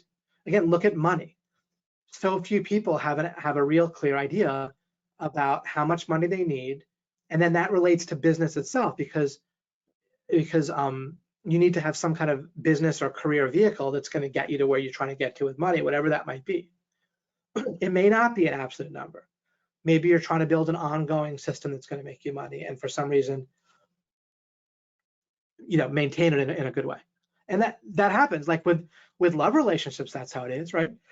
You don't get done with your love relationship the same way that maybe you can get done with money by having enough, right? But you can't build up like so many points, in 2020, so that in 2040 that you're going to be still living off those relationship points that you earn through flowers or whatever, right? Chocolates, or, right? It has to be maintained. So that happens in life, where you get on something that has to be maintained. But in those situations, the threshold is going to look something like the benefit of maintaining it is way greater than the cost of maintaining. So if you make that sort of business system, then that could get you where you want to go, possibly when it comes to money, perhaps. But one way or the other, you need to be aware of the threshold, and then you either are aware of or gradually gain more awareness of the vehicle that you're in with making money, or the person you're in a relationship with regarding relationships, or maybe the person may be the peak that you're on that may or may not be potentially high enough, or you might already be on a high enough peak, but you need to just gain understanding about other things to do with relationships, where with the same partner you can make things work and get over the threshold, right?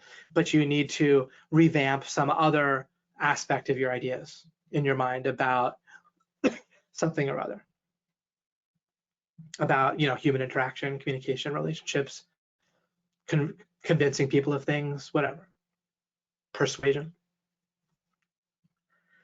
Great. Pretty happy with how how we've gone so far with explaining this, even though I haven't asked you guys how it's worked. But let me just quickly do this in terms of one other illustration. It's the same thing.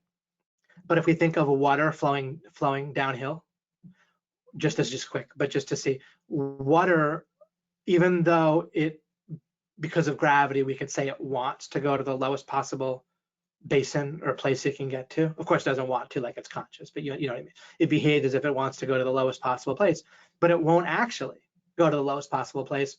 If water's flowing, it'll get stuck in a local basin, right? Because then there's a point at which it won't flow upward, right? There's surface tension, there's more water could come in, you know, bounce off and then get there, of course, right? But if we just imagine like a small amount of water or whatever, then it can obviously get trapped in a local basin so that it won't actually keep flowing down. So we could say that water seeks the lowest spot, but it doesn't if it's trapped in a waterproof, you know, obviously if this is a waterproof film here or rock or whatever that that the water can't go through. Obviously, if it was dirt and it could seep through, it can keep going down. But if it can't, then it won't go to the lowest spot. It'll get trapped. And so the whole like making the whole normal way of looking at goals where it comes to persistence, focus, that'll work if it's based on understanding itself and continually going deeper and outside the system until you genuinely understand what the goal achievement situation looks like, the threshold, and whether or not you're in a vehicle that can get you there. And you might have to be on a peak for a while, a particular peak, before you have enough understanding to either know or reasonably guess that it's not going to take you where you want to go, or to know or reasonably guess that it is going to take you where you want to go, and therefore to persevere, right? And then you don't need the so-called willpower-based or whatever motivation in order to keep going. If you're clear on your threshold and clear that the peak you're on will definitely or reasonably, it's reasonable to suppose it'll take you there, then you'll naturally feel motivated, right? You'll even feel motivated, let's go back to the peaks. You'll even feel motivated if you realize you're on the wrong peak, but you see where the right peak is, right? Let's say you realize, okay, this website's not going to work, or this web venture, but I totally now, based on a number of factors, I understand what will, and so I'm going to go there. So I'm going to have to go down this valley, go up here, go, you know, whatever, to get there. But I'll get there. Then your motivation works differently at that point. Okay, let's go to the chat here. Lauren says, it's funny, I've listened to you explain this over a dozen times now, and it's still so refreshingly new. Yeah, for anyone new or regardless, there's something about this topic and me explaining it where no matter how many times you hear me say it, you'll tend to hear something new the next time, or it further sinks in. Part of what's going on is we're still at a point in the world where so few people know this and understand this, that we're constantly bombarded with explicit and implicit messages that, first and foremost, that the whole topic is totally unimportant because it's just being utterly ignored by everybody all the time. And that ignoring of it's being acted on, right? People act on the idea that they already have their epistemology straight, right?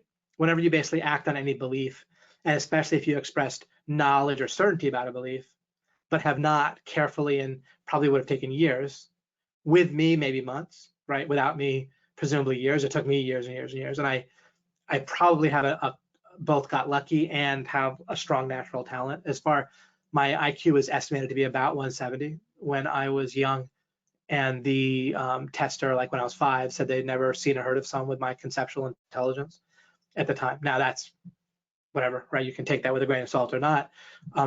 But I've achieved things since that are kind of in line with that. I was top of the world in Magic the Gathering, literally top of the world in Pro Tour points in 1997. And then I moved along and did other things. But that's arguably the most widely played strategy game in the world. Maybe there's a computer game, maybe Civ, but I don't know that people play that competitively. Or I don't know. Anyway, it's either one of or the most widely played. I exclude chess because chess is more of like Rubik's Cube. It's just like a memorization game. It's not really a strategy game. In chess, you're not dealing with limited resources so much and changing circumstances and so forth. It's mostly chess masters are mostly people that have more stuff memorized and a greater kind of matrix of possibilities and stuff in their head that can with chess.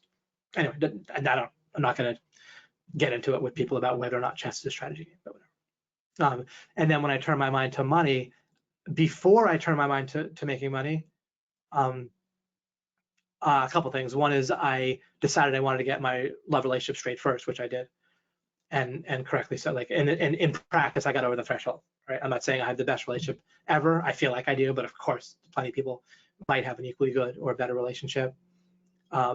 I find my wife awesome. Of course, that's subjective, and would never in a million years try to compare my wife to anyone else. Got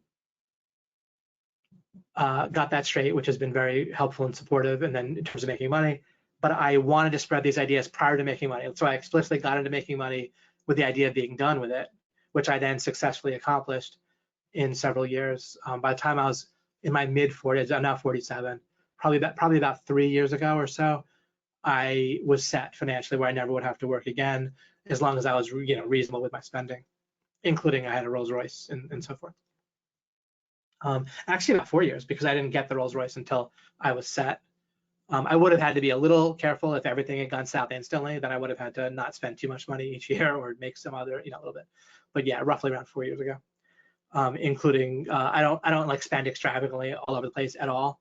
But I own my house outright. It's about an $800,000 house, a nice place to live, and I have my Rolls Royce as my only car. I had a second one for a little while, but then there was no point. I just always want to drive that one, and that's paid for. Everything's free and clear. I don't have any debt, of course. I have all the money I need for both living now and my retirement forever.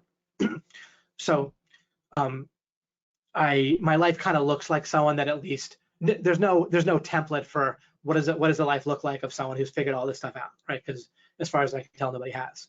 But at least it's not wildly, my life and my various measurements and stuff are not wildly out of line with someone that might have figured something out. People do figure stuff out for the first time in the world all the time, right? There's new inventions, there's new breakthroughs. It's rare, but on the other hand, it happens, right? The whole internet got invented in the last, 30 years, right? Or less. And, it being a force much less than that, right? It's only been a major deal for 20-ish years or so or less. I feel like PayPal and Google, I guess, but PayPal was actually a weird threshold moment where it became more commercial and therefore massively widely used. I guess I could have said porn was kind of the thing that really helped provide a critical mass. In reality, I think that actually was sort of true, but whatever. Anyhow, things do get invented, things do get figured out, so at least someone that might plausibly have done that.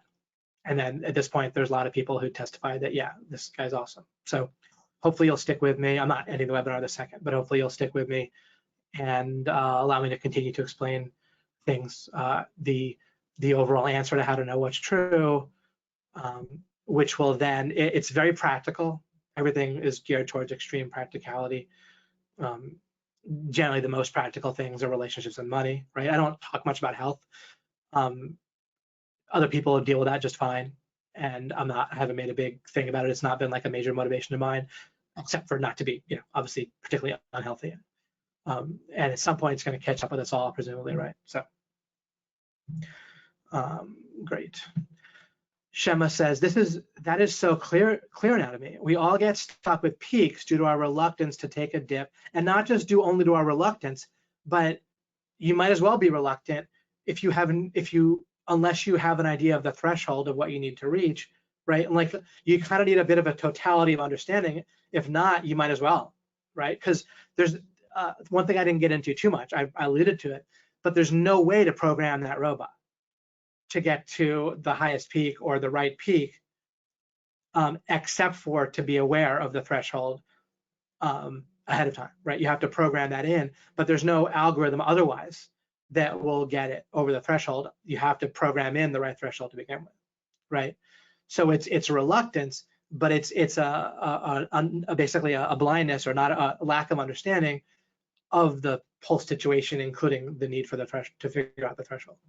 There's no reason to go off of a local peak until and unless you figure out how high you need to get, and therefore whether or not you're high enough. However, I need to actually add something very important to what I just said. What you can realize is I don't know exactly what the threshold is, how high I have to get, but right now I'm on a local peak and it's not getting any higher, and I see how it's not getting any higher. Everywhere I go, it looks like regress, but this is not good enough. So you can just have a sense of wrongness or not good enoughness that's reasonable. And I'll get to what I mean. I use this word reasonable. I'll get to what I mean by that. There's a lot of things in life where you can't necessarily know the exact right answer, but you can know that it's reasonable. And I'll show you. There are different thresholds, and it's not just a rule that I came up with arbitrarily. It's, again, it'll make perfect sense as I explain it, or ideally it has the potential to make perfect sense as I explain it. So you can have a sense of wrongness that's reasonable, and you know that it's reasonable, and then you get off that peak and you just do something else, and this comes up, and I've done this plenty in my life. And you just look around because you got to do something to start sparking the understanding. Maybe you don't have to actually leave the peak, by the way, first. For example, you're in a relationship, you have a sense of wrongness. You don't necessarily have to leave it in order to, you might seek understanding in some method other than leaving it for a while in order to it's perfect. It's, once again, I'm going to use the word reasonable. It's reasonable to stay in the relationship. I'm not saying it's advisable, but it's potentially reasonable. Potentially reasonable is a good thing to stay in the relationship, read books, talk to people, use other methods of figuring out what threshold, or maybe what I explained on this very webinar was hugely helpful for you, because I kind of summed it up in terms of the importance thing for both of you, the positive importance, negative importance for both people. One way or the other, you figure out the threshold. You don't necessarily have to hop off the peak prior to doing so. Either way is reasonable. Either one could potentially be fine. Neither one is, something's reasonable if they're, you can kind of, anyway, I'll get into that separately. Again, I don't want to do it halfway. But I'll say, like, neither one's obviously wrong, except in context. There might be times when it's obviously wrong to stay in a relationship, but there might be times that it's not obviously wrong while you seek in other ways to try to figure things out, or a business venture or whatever. Even you can be in a conversation with someone, and the conversation can be kind of a mini local peak or something where it may or may not be relevant to immediately end the conversation. There might be other reasons to stay in it. You might suspect you're in a local peak or basin, you're kind of going to be stuck. But then you don't have necessarily exit the conversation that second. It might be impolite. There might be reasons not to do it. But then you can, afterwards, you can reflect and think about what's the kind of threshold I want to understand about getting in a conversation with someone about a topic like politics or whatever it might be, that might go south. And Shoshama went on to say, reluctance to take a dip, feeling it is regression when we really just want to go to the next peak. Wow, I'm so glad that this really broke through for you in a new way, Shema. I have a way of thinking about the peak and valley that as we're growing and hit our upper limits, we can get triggers and shadow issues surface. Like as you're reaching a certain limit in some way, flaws will kind of reveal themselves. And that causes a dip where we have to do some inner work, clear up communication with others, etc. Certainly, as you're, and that's also inherent within the illustration in a kind of a simple way, where as you're climbing up a peak, you might not see how high it reaches yet. And as you climb, you can get to a point where you do see, and like flaws or limits of that reveal themselves, right? So it's sometimes, again, by being on a peak and pursuing it, that flaws occur and that can be addressed in various ways. I mean, we can keep on building on the metaphor. Perhaps you're on a peak and you can build something on that peak itself that'll get you over the threshold, right? Rather than going to a different peak. It's just a matter of how you add definitions at that point, or or just expansion. Like I said, it's a perfectly reasonable way to expand on the local peak theory. None of that invalidates local peak theory, just kind of expands on the foundation of it. So we can look at it in different ways, as long as you get the basic idea of being stuck and needing to be outside the system. The whole world, as kind of a punchline here, the whole world is stuck on a local peak. So there's fundamentally two peaks. When I say the whole world, I mean like essentially the whole world, maybe all, maybe most, maybe whatever. But essentially the whole world, there's fundamentally two paradigms in a certain way in life.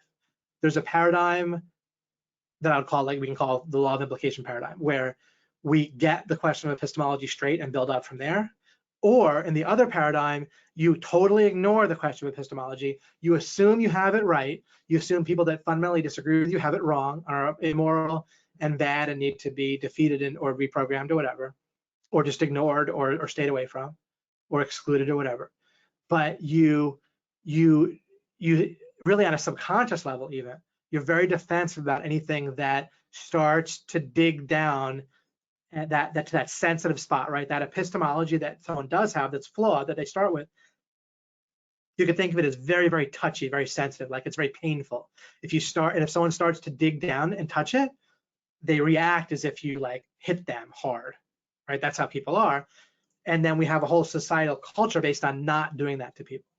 That's a whole paradigm, and it's the direct opposite, total different peak, will not get people where they want to go. The world will stay filled with strife and all sorts of issues, and including individual lives will stay filled with that. And law of implication fundamentally is about being on the other peak that can take you as high as we want to go, where fundamentally we got our epistemology straight, and that starts with something I talked about last time too, and I've always talked about, which is starts with a recognition of the importance and of because there might be some pain involved. It doesn't need to be. It's a false pain, like it's just all an illusion. But an illusion can feel real in some sense. But the less we buy into the illusion, the less the pain will feel. But of that sensitive thing of examining our own epistemology, and the very thought of examining it might feel unimportant, might feel boring, it might feel like there's all these things that are unimportant, or it might feel actually painful. Now, what generally feels more painful to people, which I sort of regret in a sense, is what I did last webinar, where I kind of directly talked about stuff that was true, that I knew was true, and I built it properly, but it's very painful for people that haven't dealt with the fundamental issue of whether or not they're willing or understand this idea of examining their epistemology in the first place, because they reinterpret everything I say. I'm not saying any individual person did this or not, but it's painful if I talked about politics, let's say, to a person that hasn't confronted this kind of painful epistemology root of themselves, right? Because it feels to them like I'm violating fundamental rules of society and that I'm attacking them. And if they don't agree with me, right? If they agree with me, then I feel like I must be wonderful, and so forth, right? And that's part of the benefit that I did it, or a reason, was it can help people pay attention long enough, to me in order to get started on this new peak, the new base of this new peak, where we're willing to address the question of epistemology. We're willing to ask the question of ourselves: am I an evil jerk, for example? My point is not that anyone is. I'll give you. You won't have to conclude that you are an evil jerk. What you can conclude is that you have, in addition to good ideas in your current mind and belief system, you have bad ideas. That ideas are inherently contradictory, and they're contradictory to other realities of life and things that are clearly true and that are good. And as you root those out, who's most better off most immediately? You, right? Those bad ideas in your mind that feel like part of you, where it feels like you're being attacked if someone works on correcting them, or I feel like I'm attacking you if I go after them directly. Those very ideas that are bad, they give off negative consequences first and foremost for you yourself. So no one is more negatively affected by bad ideas in your own mind than you yourself, and me myself by my bad ideas that I've worked through a bazillion of bad ideas since I started, and I'm sure I have more, right? So we want to get to where we're excited about finding bad ideas, no matter how core, where we're able to ask questions like, does God exist, even if we already believe God exists, right? It's almost harder for a theist or, for example, a Christian or other people of other religions that are strong in their belief that God exists. It's almost harder for them to genuinely ask if God exists. And the question feels more pointless to them than it might even for an atheist. And yet it's so vital and beautiful and important to ask that question, including for people that already believe in God. It's utterly different to know something than to just suppose it. And you'll be such a better witness for other people. Spreading a belief, it has to be done through the top-down way, the associative way, and it's always going to be relatively weak compared to getting underneath things for people. If you know that God exists, then you can help people that don't know that God exists to know by getting in the right way. And the truth about, also people might believe God exists, but they have all kinds of wacky beliefs about God, or who, when they write something down, is God speaking, that they themselves don't even believe is God. right? Like Paul, right? Jesus never referred to Paul. Paul never met Jesus. And people that want to follow Jesus, they say, well, let's look at God's word. And they look at letters that Paul wrote to various churches many years after Jesus. Less than 100, but still many years after Jesus. Paul wrote letters to churches. Paul never claimed to be God. And yet 200 years later, there was a council and they decided it was all the Bible. And now Christians today say, let's see God's word. And they go to what Paul wrote to churches. And Paul's just a guy. It's like idolatry. Like if you just step back and look at it, it's just nonsense, right? To call Paul's writings the word of God. I can affirm that Jesus was God and Lord. And as a matter of fact, if I do that, then it only makes it more make sense. That why would I affirm that Paul is God? That just is nonsense. Jesus fulfilled bazillions of prophecies that were definitely written before Jesus was born. The Old Testament or the Tanakh or Pentateuch and so forth, Torah were written. Anyway, the Old Testament, it has different names, right? Different people, but it was translated to Greek 500 years before Jesus, right? And there was a ton of specific prophecies. Then Jesus did all sorts of things. You could investigate and reasonably and discuss whether Jesus was God or not, but you're dealing with something where there's a lot to discuss. When it comes to Paul, it's like you're just a dude. I mean, he did nothing. Jesus didn't even mention him. There's no prophecies about him.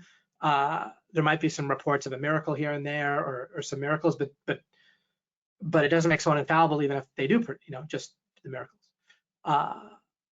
Yeah. Anyway, I mean, that's in the weeds in a certain sense, but it's an example. It's just anything I talk about. The point isn't that one idea.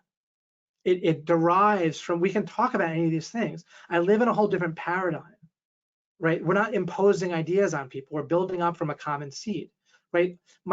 Any political philosophy I have is built from one seed. That's it. It's not gleaned from all these things, or I don't like these guys, so I disagree with, so I believe the opposite, right? It's one seed of the idea that an individual can own some property that can't morally be taken away from them just because some other person decides they feel like they can spend it better or use that property better, right? And being consistent with that. Probably every single person in America would affirm that people can own some property. And they also affirm things that imply that. And yet at the very same time, they affirm other ideas that directly contradict that. And they believe it's perfectly okay to take someone's property away as long as it follows a democratic process, or it's legal, or there's a certain need that people want. Then you can take strangers' property away from them just because you want to build a road somewhere, or you want to send a rocket to them. So they would affirm both sides of a contradiction. That isn't correct. That's a sign of that's why I say conservatism, even though I favor it in terms of as a practical matter, whether I want someone who's a leftist or on the right as president. That's a practical matter. Nearly all success type people, like in the general genre that I'd be talking, they shy away from politics and say, you believe what you want to believe regarding religion or politics.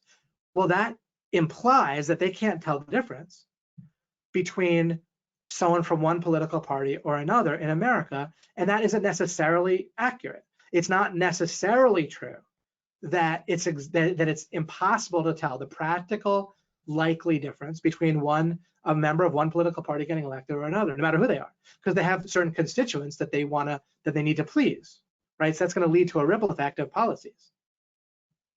And so it could be the case, we could live in a country, or obviously people are from different countries, but as someone who lives in America, I could live in a country where there isn't a practical difference that one could reasonably tell between the two political parties. In that case, I would say you go decide what you want to decide. Just like with abortion, I can't tell the difference personally. Some other people might be able to do it. I just don't know a way to tell the difference between encouraging people to not have an abortion in the 9th or 8th or 9th or 7th month, right? And it might turn out that through some line of thinking, it becomes reasonable to strongly encourage, separately from any kind of punishment, which is a separate story, right? Maybe after the heart's beating after, I don't know, the 4th month. But I don't have a strong opinion. I can't tell the difference. I don't know where we should strongly encourage someone one way or the other, right? Maybe if it's just a matter of what we encourage, maybe we should encourage someone not to have an abortion at all. I don't know. Maybe in the first month, it's totally reasonable. In certain circumstances, I couldn't tell you. So in that case, I would say, believe what you want to believe and/or show me, you see? But that's not my sense of how things are in America as a practical matter, right? So there's things, that's not my sense about Jesus. I think that there is a reasonable position on Jesus, which is that Jesus was God and Lord.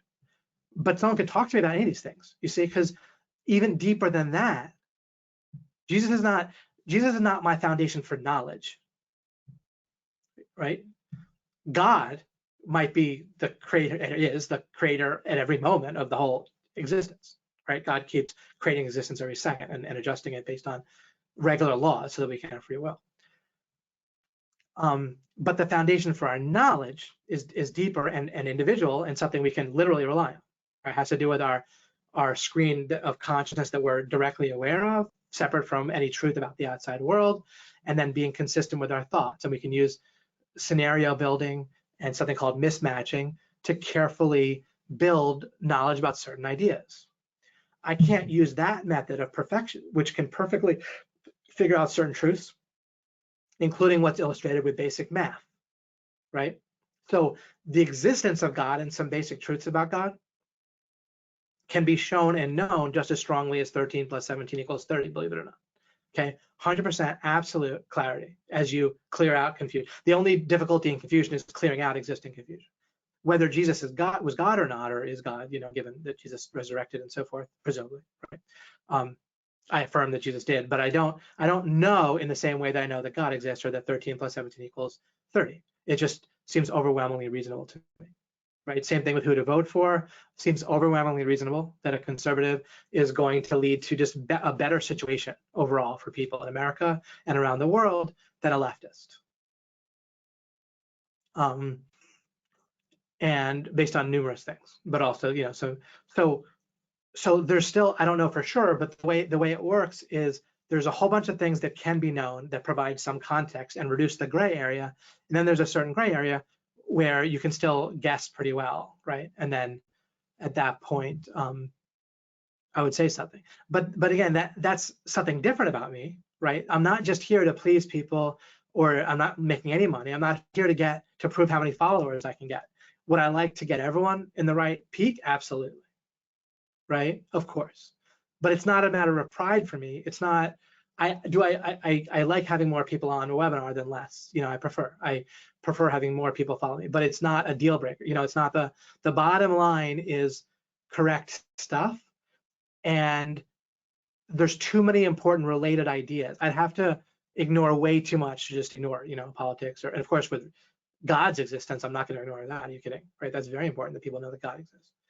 And important to me, important for your happiness in a whole number of ways. And there's a lot we can build of understanding of how the world works and universe and our free will and power that's much easier to understand as we understand God's existence.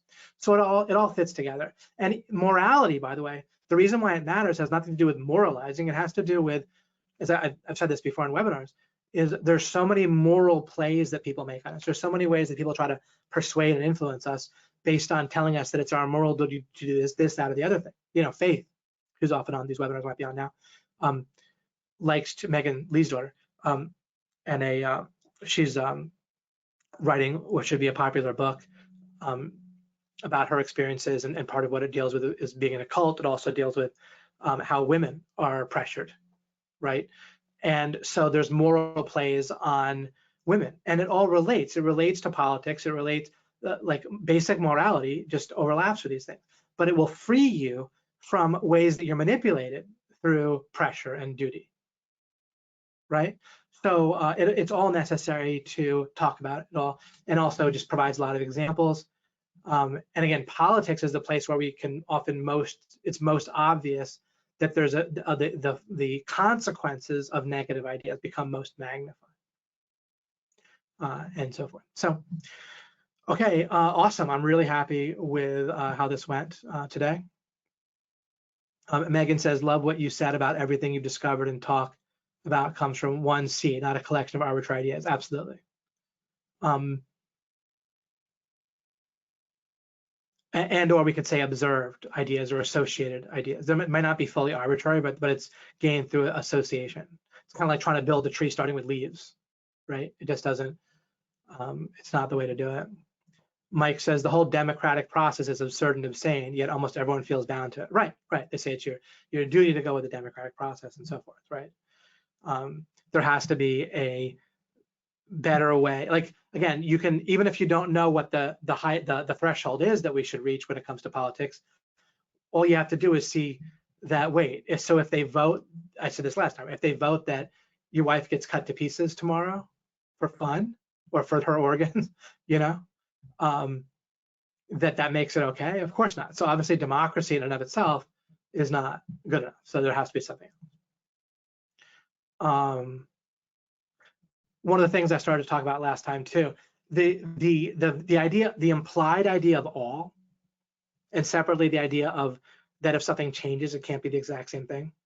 Those two things, as simple as they are, they're violated nonstop. And as we learn to not violate those, then it'll clear up so many problems in our thinking. So when I say the implied all, my fun way to illustrate that is with law. If you say the law needs to be followed, or I'm for following the law, or when I say enforced is a better word than followed, the law needs to be enforced. There's two different things. Following it yourself. There's a difference between, like, this is separate but related. If you're in an alley, a dark alley, and people mug you, there's a difference between giving them your wallet out of prudence and being the people that doing the mugging, right? So if people say, well, laws have to be enforced for us to have a civil society, or any version of that, or I believe in the law, or without the law we have nothing, blah, blah, blah, then they must mean all laws ever, everywhere throughout history. And if they say, no, I don't mean that, or, well, of course not some, well, which ones? Why didn't you say so up front? Like, you're saying, a very important rule about being violent to people that right now, look what the law is doing. Without asserting it's bad, I'm not going to assume my conclusion of it, right? But just on the surface, the law at least has the consequence of shifting trillions of dollars from people via taxation. It has the consequence of putting thousands of people in jail. It has the consequence of people being arrested, has the consequence of all kinds of regulations being followed, right? So it has massive consequences. So getting it wrong would have massive consequences. You say, so someone's belief about the law is a belief that's related to massive consequence. Whether or not an individual's belief about the law may or may not matter, depending on how powerful they are and so forth. But collectively, you add them all up, or certain particular people that have their fingers on levels of power, their belief about the law is an issue. There was a question that was asked on behalf of someone's girlfriend about, if I care about truth, how can I be for Trump, who's been caught in supposedly so many lies? And when I say supposedly, I don't dispute. Right now, to a large number, as a kind of a side note, not the direct answer to the question, they've invented, or they focus on a certain category of lie that's sort of a equivocation of the word lie. A lot of what Trump does is talk about what's going to happen in the future, or just talk about things in a way that has a certain hyperbole, right? There's the kind of canard, but that's fairly accurate, that the people that kind of ended up supporting Trump, or do support Trump, they take what Trump says seriously, but not literally, and then his detractors would take him more literally, but not seriously, right? So from the perspective of like a Trump supporter, then Trump has been very consistent with what he said he would do, or how he implied he would govern, and what he's done. When I say I care about truth, I don't mean it at all like it's talked about in politics. Nearly all of the stuff they talk about, whether it's true or not in politics, you can't even know whether it's true.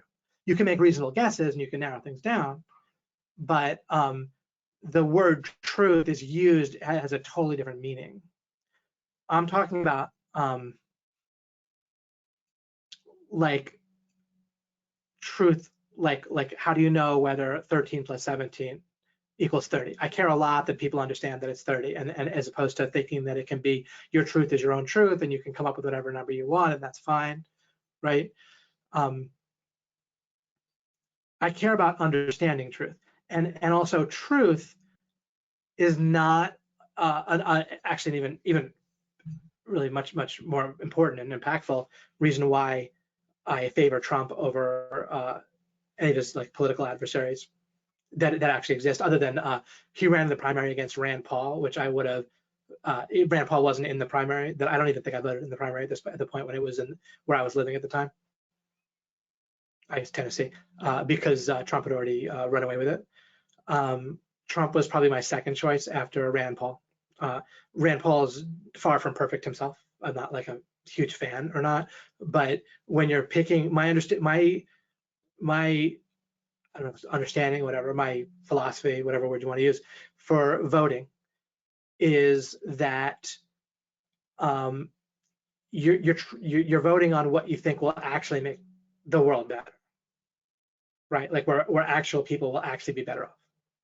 So when Obama was running, I thought that people would actually be worse off in real life around the world and in America if Obama was elected versus if either McCain or Romney was elected. Now, because of how they treated Trump, I have negative assessment of both McCain and Romney, and to a large degree. Like I could just very simplistically say I feel very negatively, or I negatively assess whatever both of them greatly. However, I would still greatly prefer them. Doesn't matter how much I might dislike them as people based on their treatment of Trump. It's not about that, and it's not about whether I can sleep well with myself. Like people will often have the philosophy that they vote based on like whether they can sleep well at night. Well, yeah, I sleep well at night regardless, first of all, but second of all, again, there's real life with real consequences that are actually massive when it comes to which person gets to be a president of America. There's just massive real life consequences, and including there's issues they might disagree on. There might even theoretically, I don't know, hard to think of one, but theoretically, the closest example might be abortion. Like I don't want to see a situation where there's punishments or illegality for like an abortion, within some number of us, whatever. I don't want to even name a number, but certainly for sure within like the first 3 months, let's say. But I'm not saying there should be a punishment after that. I would just whatever. For sure within the first 3 months, punishing a woman or a doctor for getting an abortion. I don't think Trump necessarily wants to do that. I'm just saying that if that was my top issue, was to make absolutely sure that women were not punished, then but I don't think that there's a couple things but mainly I don't think even however terrible that would be, I still think there's issues that in real life make people even worse off. I mean, it's at least a tough call. But if it meant millions of people were more employed and 100 million were employed like kind of more happily and better, then that's plausible that would be more of an impact. It can be a tough call here and there. Then whatever happened with abortion, if I to the exclusion of everything else wanted to absolutely guarantee that there wouldn't be negative consequences regarding abortion, then yeah, a Democrat might be better there. In practice, I don't think it's an issue. I don't think it's realistic that there's going to be any kind of significant restrictions on abortion in America. Therefore, it's not relevant to my vote just for that reason, just as a practical judgment. It's used as a scare tactic. It has been, for years. But again, and I've been right. In practice, I thought that like health insurance would get screwed up by Obama's policies, and I was right in real life. Right, my insurance, my actual insurance of me personally got canceled over and over again. I thought that I'd have to pay more in taxes, and I was right. In real life, I had to pay about $50,000 in taxes more a year while being insulted. Right, it would be like Trump felt a lot to me, like someone black might have felt for the first black president. In the sense of me being like an entrepreneur and Trump being similar to that.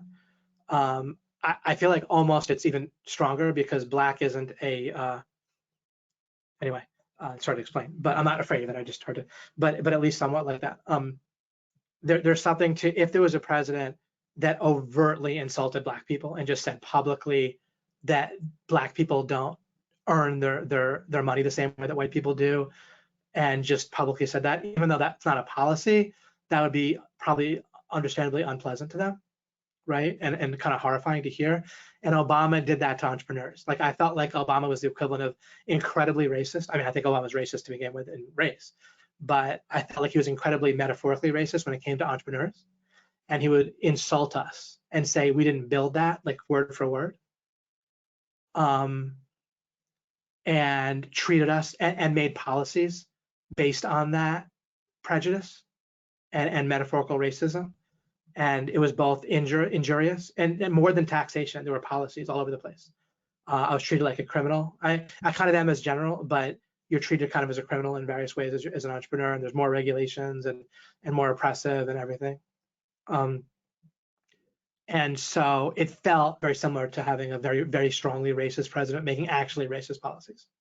And then Trump came along, and imagine having that and living that way, and then having a person come along, we'll stick with the black metaphor of being black, and then they're strongly pro-black, they themselves are black, and they have positive black policies that for black people that also help everyone else, right? And that's how it felt with Trump being president. All politicians say things that aren't true nonstop. The amount of things that are untrue that Obama said that were very important. Remember, he said about existing regulation, the Obamacare existed. He said it before it existed, but it also was written. I'm nearly certain of this when he said that you would save $2,400 a month. And so it was written at that time. And you can keep your doctor. Both of those were false. My health insurance coverage was canceled year after year, specifically because of Obamacare, and it was harrowing and difficult to deal with. So that just kind of starts to give some sense. My judgment was that the policies that Trump advocated, combined with the likelihood that they would be implemented in real life in all of his various positions, would result in people being better off. And I think that has been borne out in many ways. I have views that are way outside the box in essence when it comes to immigration that neither the Democrats nor Republicans would agree with. I'm out of the box when it comes to like law enforcement or the lack thereof. So I, in essence, disagree with Trump on law and order, of course. However, if you're going to have police, then demonizing them doesn't really get you anywhere. So even with that, the Democrat idea about police is no closer, or basically is more counterproductive than Trump's idea of police, weirdly enough, right? You might as well treat them better. Like with Trump as president, police are probably just going to basically just be nicer. Right? When they feel like the world's against them, then they're just basically meaner, you know? And that's practical. They pull you over, they're going to be meaner, you know, and so forth. So relative to the alternative, I'm not voting for someone to like marry my daughter. Although even then, if my daughter was Melania Trump rather than Ivana Trump, right? I mean, when Trump found someone that was right for him, they get along amazingly well. They have a wonderful relationship. They did an interview on Larry King right about when they were engaged, and you could just tell. I mean, I recognize it in my relationship. Like they just get along great. They're happy. He's so yeah, I mean, just on a practical basis, even building the wall, I don't believe that government can exist because there's no such thing as legitimate government. In the sense that a legitimate government would have the ability to make something immoral moral, which government can't do. So government violates our property rights fundamentally in a way that it can't not. It's like based on violating people's property rights in order to somehow make the world better. And so given that, then I can't believe in such a thing as immigration in the first place, right? I believe in something that's called trespassing, but you can't trespass on a country because the country wouldn't exist. I, as an individual, don't own the whole United States region. Therefore, I'm not going to point my gun at someone walking down a path or a street in a particular direction as one does when dealing with immigration. However, the Democrat version is radically inhumane too. Obama, first of all, built the gates in the first place. But separate from that, the way it works, it's like illegal and legal at the same time under Democrats. You have people dying in droves crossing the desert. Like, get something organized. Like, don't do that. I mean, the suffering, there's coyotes, which are not animals, as some people thought when Trump was saying it, but they're, people that are, smugglers with people. And then there's so much rape and having to trade sex. When Trump was referring in his infamous or famous speech when he first walked down the escalator, and he was talking about they're not sending good people, what he was referring to, actually, people don't really realize this, he was referring, because they don't also want to, they want to just call him racist and so forth, but he was referring to a report that had just come out where like a massive percentage of the girls, they might have been coached to say this. It's just tough because I don't want to say people that said that they were sexually abused were faking it. So I'm emphatically not saying that, while at the same time, if you imagine how someone might be coached to get led into America, that maybe they were coached to say that they were abused on the way, but at the same time, it's easy to imagine that they were, in fact, or a large, maybe some amount of them said they were for asylum or whatever. Maybe, I have no idea, but there might have been an incentive for that. But on the other hand, it's totally reasonable to suppose that some large percentage of the girls traveling that terrible journey with smugglers may have either had to trade sex for the fee, and or been abused because there's really no one, necessarily to help them, or a few people, maybe, in some cases there'd be people to help them on a caravan, but whatever. So that had just come out, and that's what Trump was on Trump's mind. Because I know that where Trump gets his news, and it was all over the news in the exact sources that Trump gets. When I say I know where he gets his news, I don't mean I have a direct, he just basically watches Fox News, right? I mean, obviously. And it was all over there, right? Like the day before he made that announcement. So in a lot of cases, neither one of them has the right answer. And then in other cases, just the practical impact. Like with climate change, it's just a bizarre situation, right? The people arguing for it look just like the people arguing for macroevolutionary theory, which is definitely incorrect. There's a whole, there's a whole system of corruption where you get grants if you're approving climate change. You don't get money if you're not. You're exiled from the community because that's where their money comes from for a lot of these researchers. It suits the people in power so well. They just embrace the ideology. They shut down dissent. They don't talk about why it's true. They just force it down your throat. They used to call it global cooling in the 70s. That was the reason for that. They needed more power and regulation. Then it became global warming. Then it became climate change, which is a very bizarre term, right? Now it's not even global warming because apparently that's not true or something or other. Biden blamed, he's the big proponent, right, on their side. He blamed Trump for every natural disaster, not to mention every COVID death. He's supposed to be a nice guy. Oh my God. But he blamed, that's true. Is that right? So now you have a major proponent of climate change blaming Trump for every wildfire, every hurricane. Literally, he actually said this. Look it up. I heard him say it, like on video. Not couching his words, not partly responsible, but just Trump's fault. All kinds of natural disasters during his term. That's not people that are serious, right, about an issue or that really believe in it. I mean, does Biden really believe that? If so, he's insane, right? And so if the proponents of it are insane, if they're worth $100 million based on corruption with it, like Al Gore is, and so forth, and then they have these big mansions and they fly in jets everywhere. If it's real, let's talk about it and let's deal with it. But why does it keep serving China's interest? Why do they have massively less thresholds they have to reach than America? It just looks ridiculously suspicious just on the face of it, right? Like India and China don't need to do anything, but American politicians and people on their side get funneled tons of money for it, and then they make regulations that serve other countries that are bribing them or their interests are aligned. It's just bizarre, right? It's like, and so where do I stand on the issue? Like those are all true. I can't tell you exactly what's correct about climate change, but everything I just listed is basically, as far as I can tell, like an indisputable fact around it, right? So people talk about the science or not, but why the violence or lack of violence?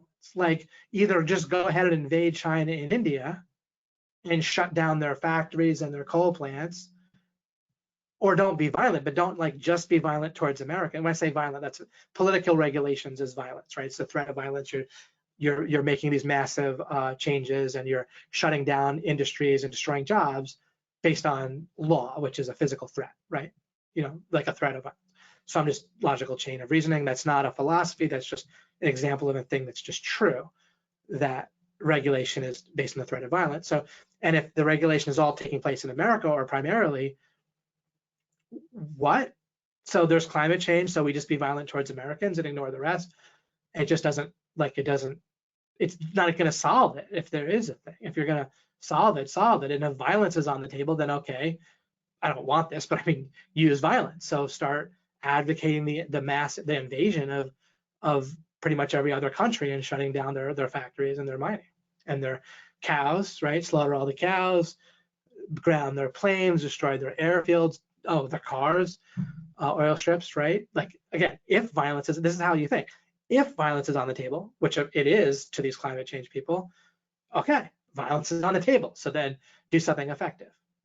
If you say, no, violence is off the table, right? That's why I say, hey, why not fund the US military by looting and pillaging Canada? But say, what? I'm not actually advocating that. I'm saying, well, if it's okay to do the same thing to Americans to fund a standing army, which the founding fathers didn't seem to have in mind, right? Then why not fund it? They could just be entrepreneurial and go do it to Canada, right? The irony that I say that to illustrate that the humor or the irony in every single thing that's wrong intuitively to us about looting and pillaging Canada to pay for the United States military, every single argument for or against, like for doing it to America to pay for them, would equally apply to Canada, right? The US military protects Canada the same exact way it protects a Canadian individual, the same way it protects me, right? There's really no difference if you stop and think about it, right? Et cetera, et cetera. So just those are interesting thought exercises, just since someone brought it up. So that's kind of an in-depth explanation of a number of things. I don't, on an individual level, I don't talk. I discuss politics only if someone is going. I get underneath politics with people. I don't argue facts as I talk about in a certain sense. I don't argue anything. I don't get an argument. I go straight to talking about epistemology, or at least I just get them to pinpoint one belief. I go for the individual property rights. Can someone own some property? And what invariably happens with people that are pro government cultists, I call them, or whatever, they just start spouting literal nonsense. And I don't mean I think it's nonsense. I mean, if we were to put it on, they just say stuff like, well, what about, oh God, what do they say?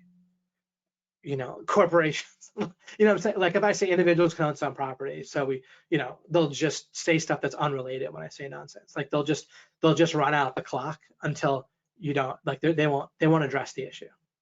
And if they do, then they start coming into our side, right? So sorry, they either address the issue or they just spout unrelated things that are like associated in their mind that just what you need to do when you think accurately, of course, is to hold an idea constant in your mind and compare things with it. That's why I call the associative thinking is the kind of the normal way of thinking. It's not wrong, but it's like raw material.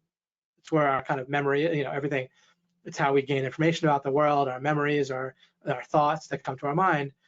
It's like the raw material is associative, but then we need to hold an idea still and compare things with it. So if you hold the idea of, well, can a person as an individual own some property morally that can't be taken away from them just because some stranger has a vote with some other stranger, or some couple strangers get together and decide they could spend that person's resources or property better. If we hold that constant and just start comparing it and let that break things that contradict it, right? Because contradicting that is really a problem. If we say, no, a person cannot own some property, they can't own their arm, I can just chop it off, right? If they go work at a job and get wages, they can't own that, right? An incredible example of not holding a word constant is the word income.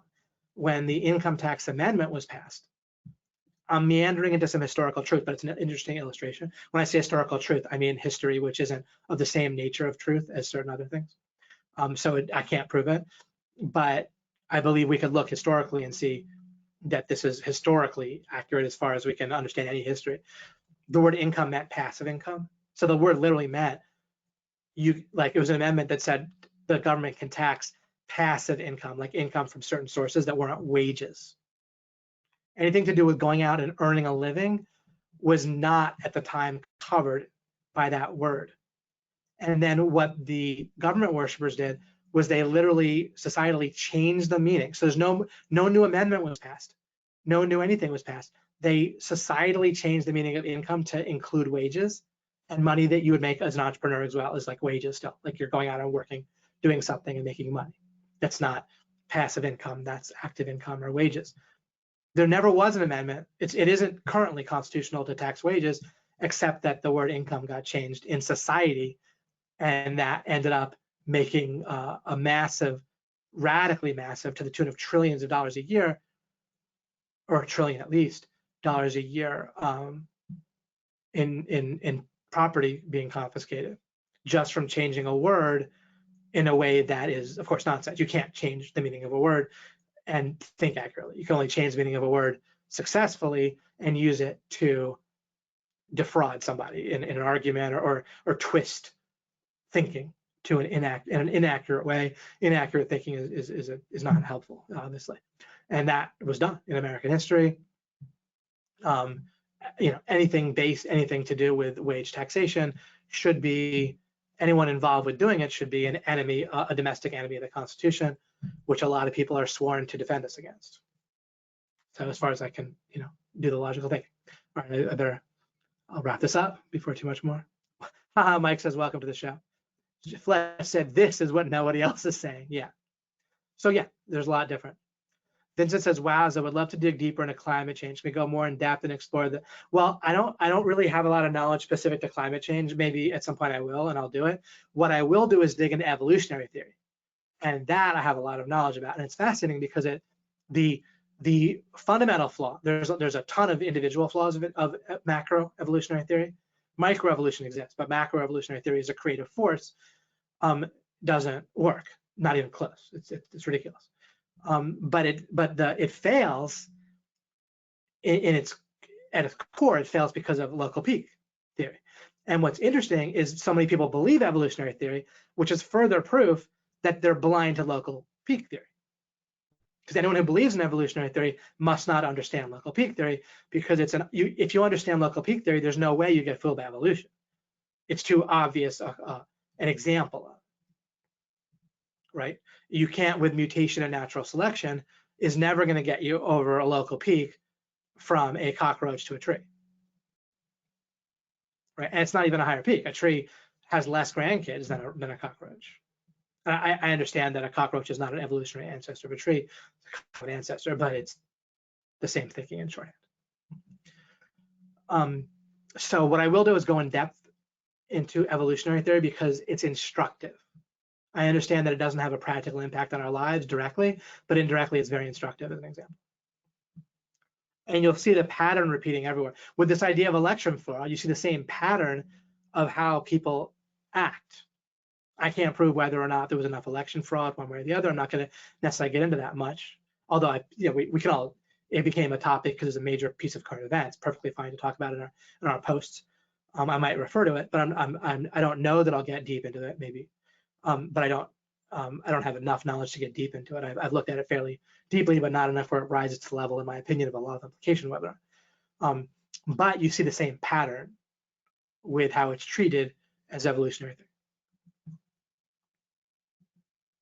This is why depression-aged folks fought the IRS so fervently. I wish they'd fought it successfully. Yeah, but yeah.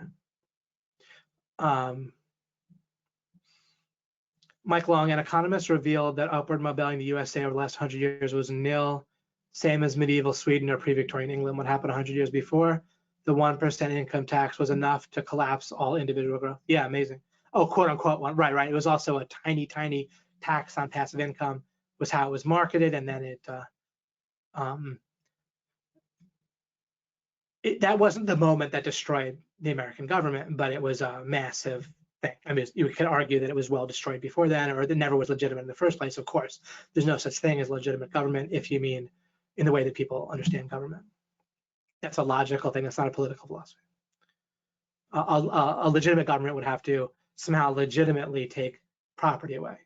There's legitimate actions by individuals that could overlap with some government functions, what we think of now, for sure.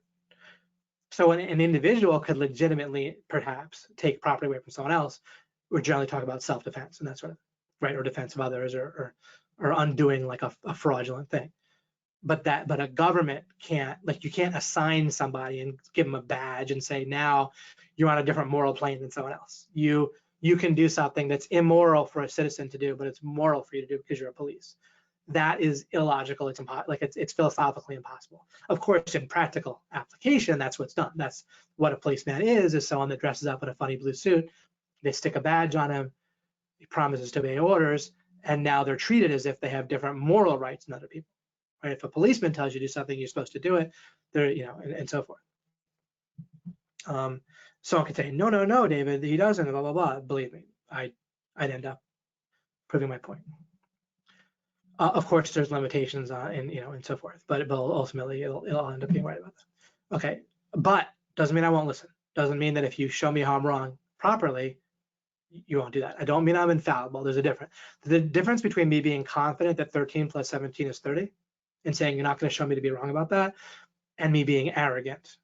I won't be arrogant. If someone says, "Whoa, David, you've been talking about this a lot, and I will show you how you're wrong," I'll listen if I have time, and I'll prioritize that, if it's an important topic. But it has to be addressed on the level, or something where it's, foundational. Shema says, do you mean by threshold? What is described in personal development as our set point? Okay, the threshold with a goal is real. It is nothing to do with your own opinion or whatever, right?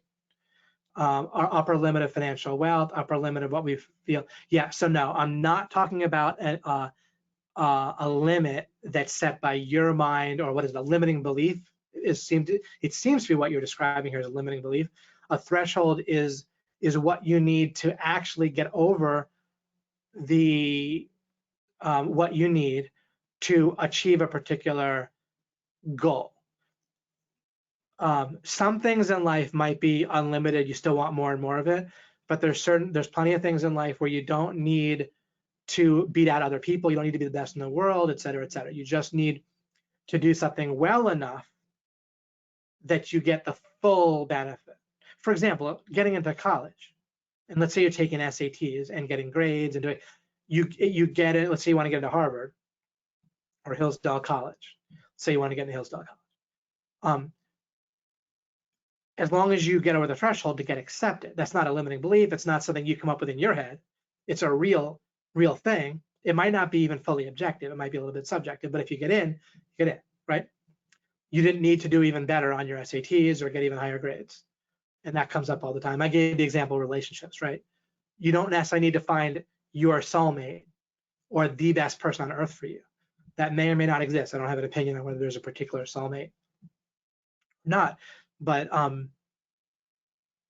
you need to find someone, like I talked about before, where it works in the way that I explained, or if I'm wrong in some way, if I'm not taking into account, then one way or the other, you have to find the threshold that really works for what you're trying to achieve. I'll wrap this up now. Let's read Vincent. And I know that I skipped a lot of things, but of course that's the nature of these. But that way you guys could see each other, what you're saying during my webinar if you want, and talk to each other, and then sometimes I refer. You're very welcome, Joseph. Having heard talk about evolution really helped. So great, nice little testimonial for what I've talked about before, and it helps to open people up in yet another way to the existence of God. Although I can independently prove that God exists separately from talking about evolution.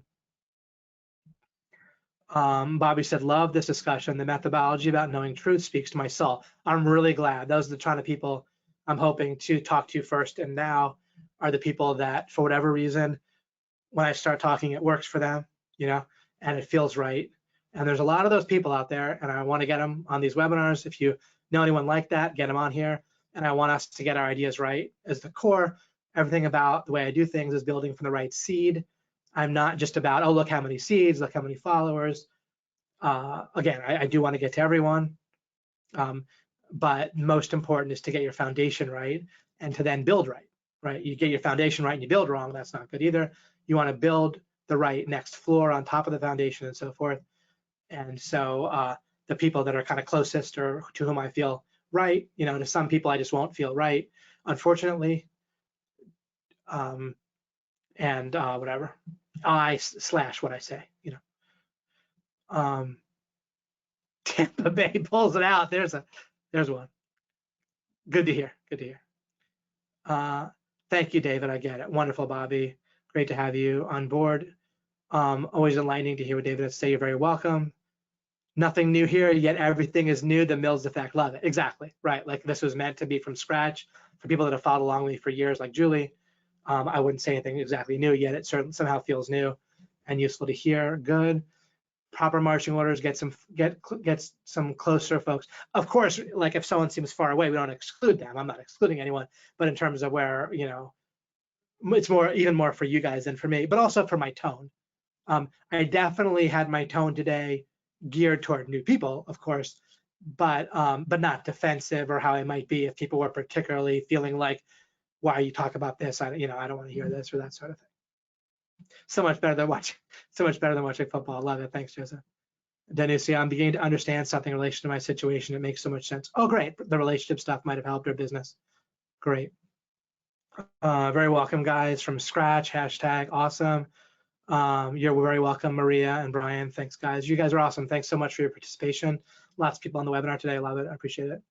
Connor says, thanks, David. I'll be back to watching your dissolving fear video for the 3rd time this week. Now after this, life-changing stuff. Oh, thank you so much.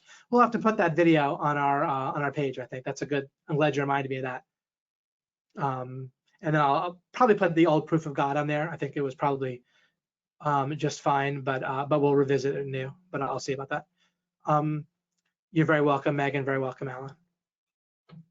Awesome, guys. I will see you. Okay. So here's what I think we're going to do is have, I'll actually have to call Fletch on the phone and talk to him, but we talked a bit on the posts, and of course I know him well. Want to have Fletch maybe do a webinar every other week.